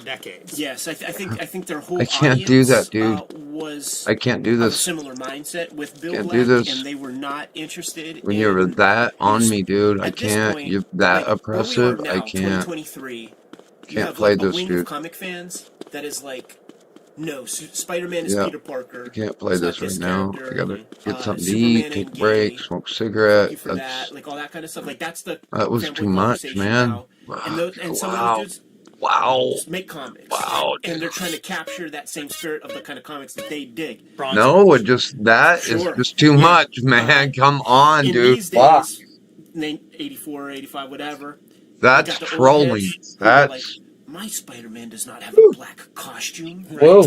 My Captain Marvel isn't No, that is... or whatever. That's harsh art, And, dude. so they're going to like do their thing, and I That think is this harsh served, art. Just, like wow. people who were looking That's... for more of the same. You know, That's that child little, abuse, like, dude. dopamine, That you're doing that to child, fucking like, kids, quality, you sick the feelings that they motherfucker. got when they were safe and at home with mama. That's these kind of comics. Interesting note on a credit. So, script and art are Greg Oh, Goller, not a wow. name that I notice, but the script and art together is why I point that out. Matt Fiesel, who does like stick figures, Cynical Man, doing backgrounds, just being credited as backgrounds is almost a throwback to like whenever you'd go back to the early shops in the Golden Age, and that'd be like where you'd start out. You're a new guy in the shop. You're doing backgrounds. You'll learn this business. So it's kind of funny to see that. We've already mentioned. I Ditko thought a the few shotgun times. was going to knock them all down at Traced once. from a Ditko I drawing. guess not. And I think it's Spider-Man. That I think is Just draw a little web in there. You should draw a web in his hand for future whoever ends up with this book. Right.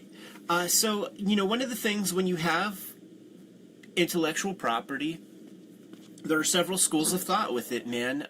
It can, if it's not out in the wild, you're sitting on a dead asset. You know, you're sitting on something that's not generating anything. So if an AC Comics comes around and Charlton is all but done, do a handshake deal real quick, man. Yeah, go ahead, because it's better to at least have it out in the consciousness, have people think about it, than to just have nothing. That's right. And I think that might be the spirit that this book was kind of created, where it's a quick handshake deal, because clearly they wanted to take it places, and it doesn't go there. It is such a different mentality too. Like we think now about like creative integrity, creator ownership, all of these kinds of ideas. And you look back at this, and it's Charlton was notorious for paying nothing but allowing their artists to do whatever. So they want to make a buck. And then, you flip it over to AC Comics, and it's like he's reprinting public domain characters and stuff like that. Like, this is completely, this is commercial comics. Like we pretend that's a bad word now, and we don't say that in the forefront of decision making, but that's what is on display in this book. Yeah, totally. And one of the pieces that I like is like... This could be a panel out of Watchmen.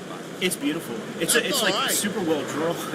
It's pretty good. Like the craft of this is pretty good. Yeah. In terms of the writing, though, it is just a Silver Age type comic. And that is a fun lens to look at this thing, because it is everything that Watchmen is not is this comic. It is an indulgence in the sort of silliness and idiocy of a Silver Age comic, with all that entails. You get your bad guys who need some big MacGuffin to take over the world or whatever, and then the superheroes have to sort of come together to save the day. There's nothing special happening. This pushes nothing further. It doesn't explore the comic medium in any way. These are people who like comics, who are making a classic type comic. They have a better facility than fanzine artists and stuff. But it is just another comic with the same exact ingredients that the chefs of Alan Moore and Dave Gibbons took and kind of pushed the medium into another direction. Yeah, and the craft is kind of highish, at least in the art side. Like, I feel like this panel is a really nice panel with that angle for the, instead of just having that building straight up and down. Yeah. I think this is hilarious. I love this panel. I don't know that it's a good panel, but I love it. Very, very entertaining to me. This panel, on the other hand, this one, I mean, that could go, you could cut that out. Yeah. It feels like that. But you're right, like, the flavor of this style of comic, like if you pulled out a comic now, we've been looking at some newer stuff from the 2000s. It is such a different approach than what you have here. Look at it, dude. Look at it. To me, feels like it could be a Watchmen comic. Look at it, dude. Some of these panels, goes that direction. But that look at it, dude. Oh my god. Get off of me, please. Get off of me. Almost none you of that. Fucking rapist piece of shit. Get off of me. No, exactly. But fuck, just let me play, man.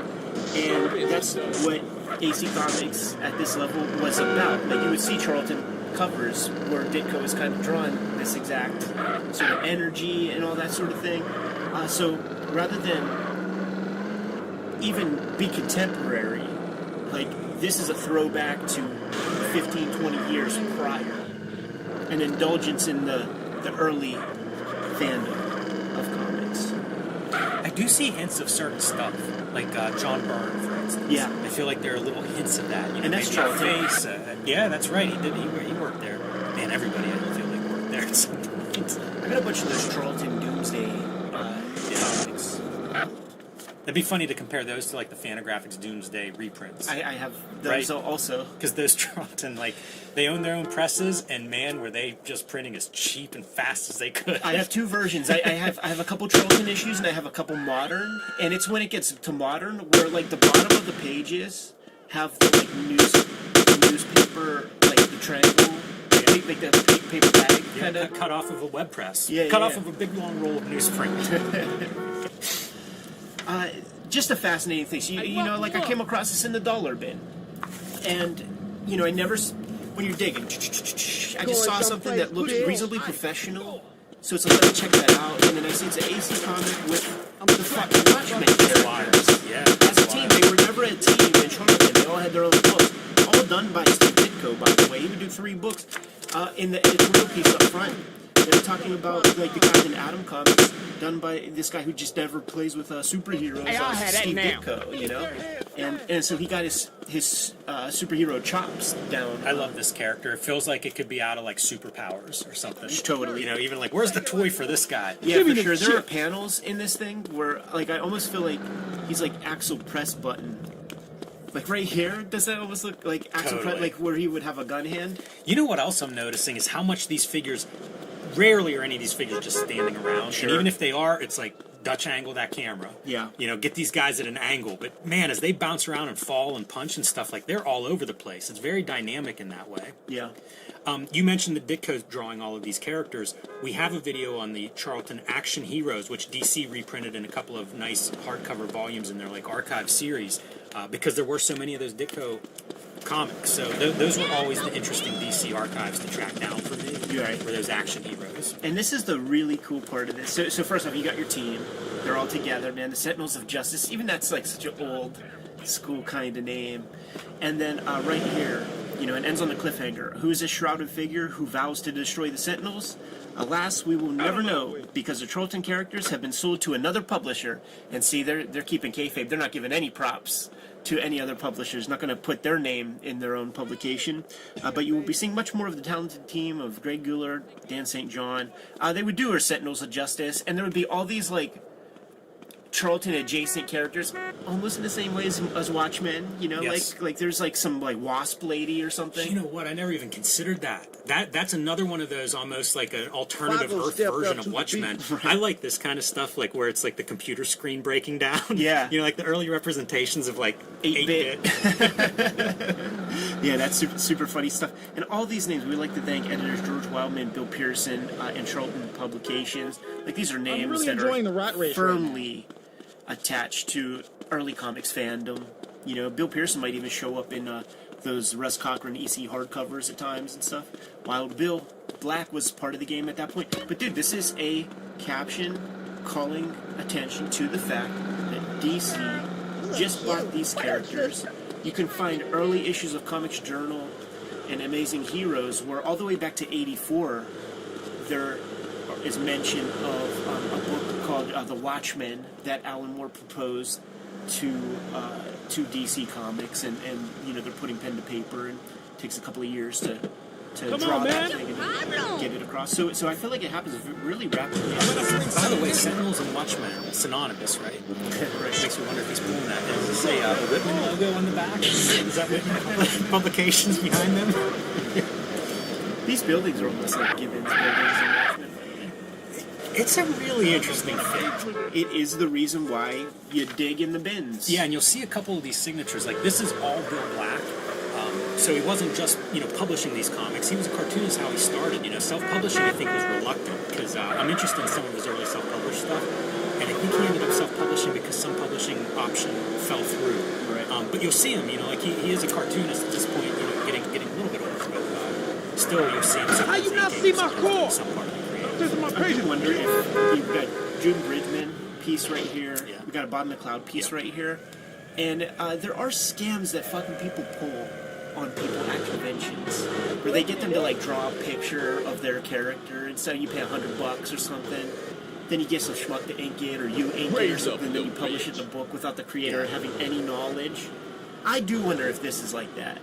Because these are established professionals. I don't know if he was in the game right then. Bob McLeod, I mean, he's working on New Mutants and things. It's so John Byrne-esque from this angle, the Cloud stuff, and then I think, well, yeah, Cloud inks some Byrne, you know, like it makes sense. I think this is actually really nice. I like that, like the Kirby spackle and there's some detail in that starburst. I'm a fan of that one. I think there's Will Blyberg, I guess. Yeah. But even that lettering is Mike Royer-esque in the shape, you know, like the Fourth World lettering boxes style. These are fanboys. This is other stuff that they were doing, and if you look close, Paul Galassi on some of these covers, and again, these are all full-color books in 1983. Pat Broderick, man, the guy who was doing Charlton Comics and things. Yeah. Must have maybe been that first wave of like direct market alternatives to Marvel DC or something that floated this company. Because I think these companies that last decades, it's often something spikes. Sure. Like they find some way that they make a bunch of money, and it's almost like that casts that shadow that allows them to go on for a long time. And who knows? Maybe they popped up again in the 90s with Bad Girls stuff. Maybe they had an imprint that really was underwrote a lot of this stuff. I don't know. When we did our first couple Pittsburgh Comic Cons, I remember like probably our worst one, probably the last one that we did, we had a whole kind of aisle to ourselves because people were less and less even participating in that. Certainly after some certain big news came out. So we had a table. You, me, a couple other people. They just gave us a table, like, and we were so new in the game that we didn't even, like, we needed maybe 5 people to populate a table surface of materials. And directly across from us was the AC Comics guy. It wasn't Bill Black. It was just some toady or something. And it was Femforce and things like that that he was pimping out. I think I saw issue 100 of something. And just nothing. Just no biters. Crickets on our whole island. We were going nuts. Those early days, man. You know what else I was going to say? Like, you mentioned about, like, the scam of getting an artist to do a commission or something, and then you end up publishing it. Yeah. That also goes back to fandom. Like, you would get zine covers that way, and fanzine covers, you know, back in the day, sometimes with consent, because Ditko would do some. Yeah. But also, like, the people that were doing it, like, mimeographs and stuff, would then trace over that art to have, like, a Ditko cover. So it's not even exactly drawn by him. It's almost like mimeograph inked by some fanzine publisher. Right. Yeah. With a stylus into a gelatin surface. That's an impressive piece, isn't it? Yeah, and this Blackberg, I know him from a lot of places back in those days. Maybe some of it was AC Comics, but probably some First Comics, I think. Yeah, that sounds right. But always of this kind of caliber. Maybe was there a called Professor On? Something Yeah, I don't know, man. But it's just interesting because you don't know what names you're going to see as you flip through there. Like I said, some of the first ones I bought were the Galassi covers of some of this stuff. So they're an interesting company. Probably not the last time we'll talk about them here.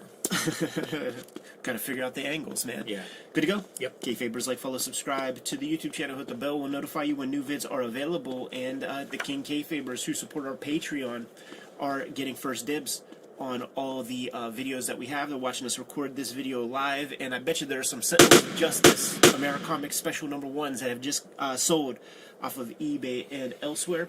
The vids are brought to you by the books that we make, and on the stands in the very near future is going to be Red Room Crypto Killers, issue number 1. This is your newsstand cover, Eddie P. variant, sketch cover variant, Jimmy's contribution by way of Uncle Rob, Liefeld, and Peach Momoko, the cottage industry, with her fantastic variant cover. Murder on the Dark Web for Fun and Profits, the name of the game. There are 2 volumes of Red Room out there right now. All stories self-contained, but support the comic. Scoop them up. I have Hip Hop Family Tree Omnibus that is forthcoming also. That's mine. 500 plus pages of Hip Hop Family Tree comics and art, and 140 of those pages are not in the original 4 volumes of Hip Hop Family Tree. 3 volumes X-Men Grand Design and WYSIWYG are out there. Hey Jimmy, what do you got coming out? My latest books, Hulk Grand Design, The Plain Janes, and Street Angel Deadliest Girl Alive, are all available wherever books are bought and sold. My next book, Street Angel Princess of Poverty, will be out from Image Comics later this spring. You can pre-order that one now. It collects all of the Street Angel comics that are not in Deadliest Girl Alive. So complete your Street Angel set and pre-order that one at your local comic shop. And join me on patreon.com/JimRugg, where you can download out-of-print zines and minis, see a lot more of my comics and art, and see the next comics that I'm working on starting in April. What else do we have going on out there, man? Subscribe to the Cartoonist Kayfabe newsletter at the links below this video. You can also find Cartoonist Kayfabe t-shirts, merchandise, hats, mugs, stickers, and more at our spread shop. That link is also under this video. Give them those marching orders, Jimmy. We'll be on our way. Read more comics. I'll be signing a bill, the first in the nation, saying enough. ICE, unmask. What are you afraid of? What are you afraid of? What are you afraid of?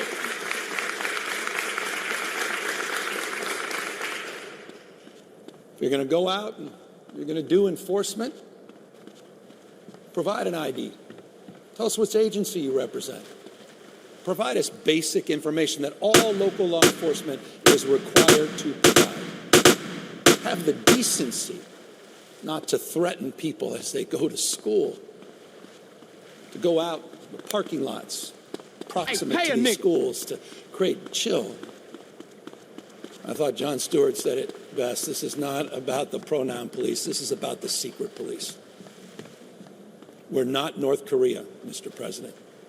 We're not the Soviet Union. It's the United States of America. And I'm really proud of the state of California and our state of mind. So we're pushing back against these authoritarian tendencies and actions of this administration.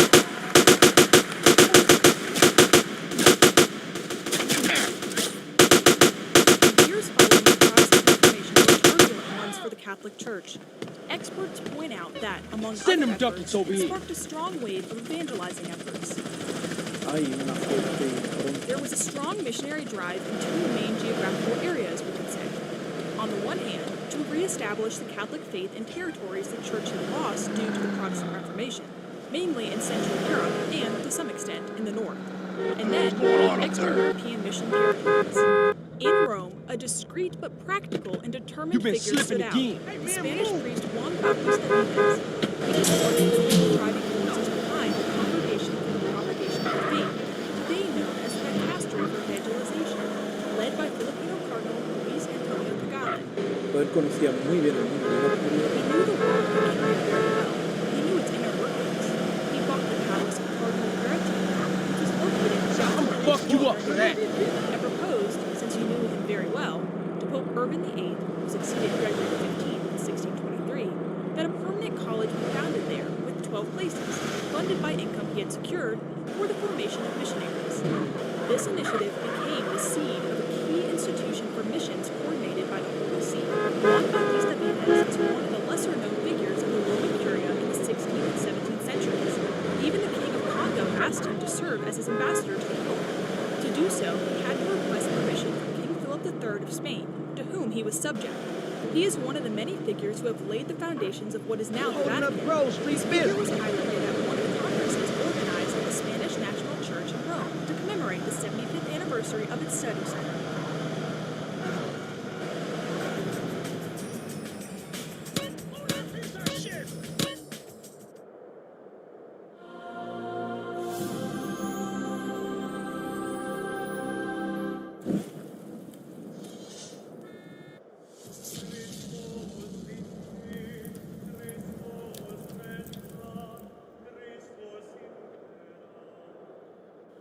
Glory to Jesus Christ. Happy feast day of birth of us, the Heavenly Mother. Get your stupid ass moving. Just only a few days ago we started a new liturgical year, and today we are celebrating the very first feast day of the new liturgical year. It is a wonderful feast day because, well, the birth of our Heavenly Mother, but also because this feast day reminds us of so many spiritual things that we can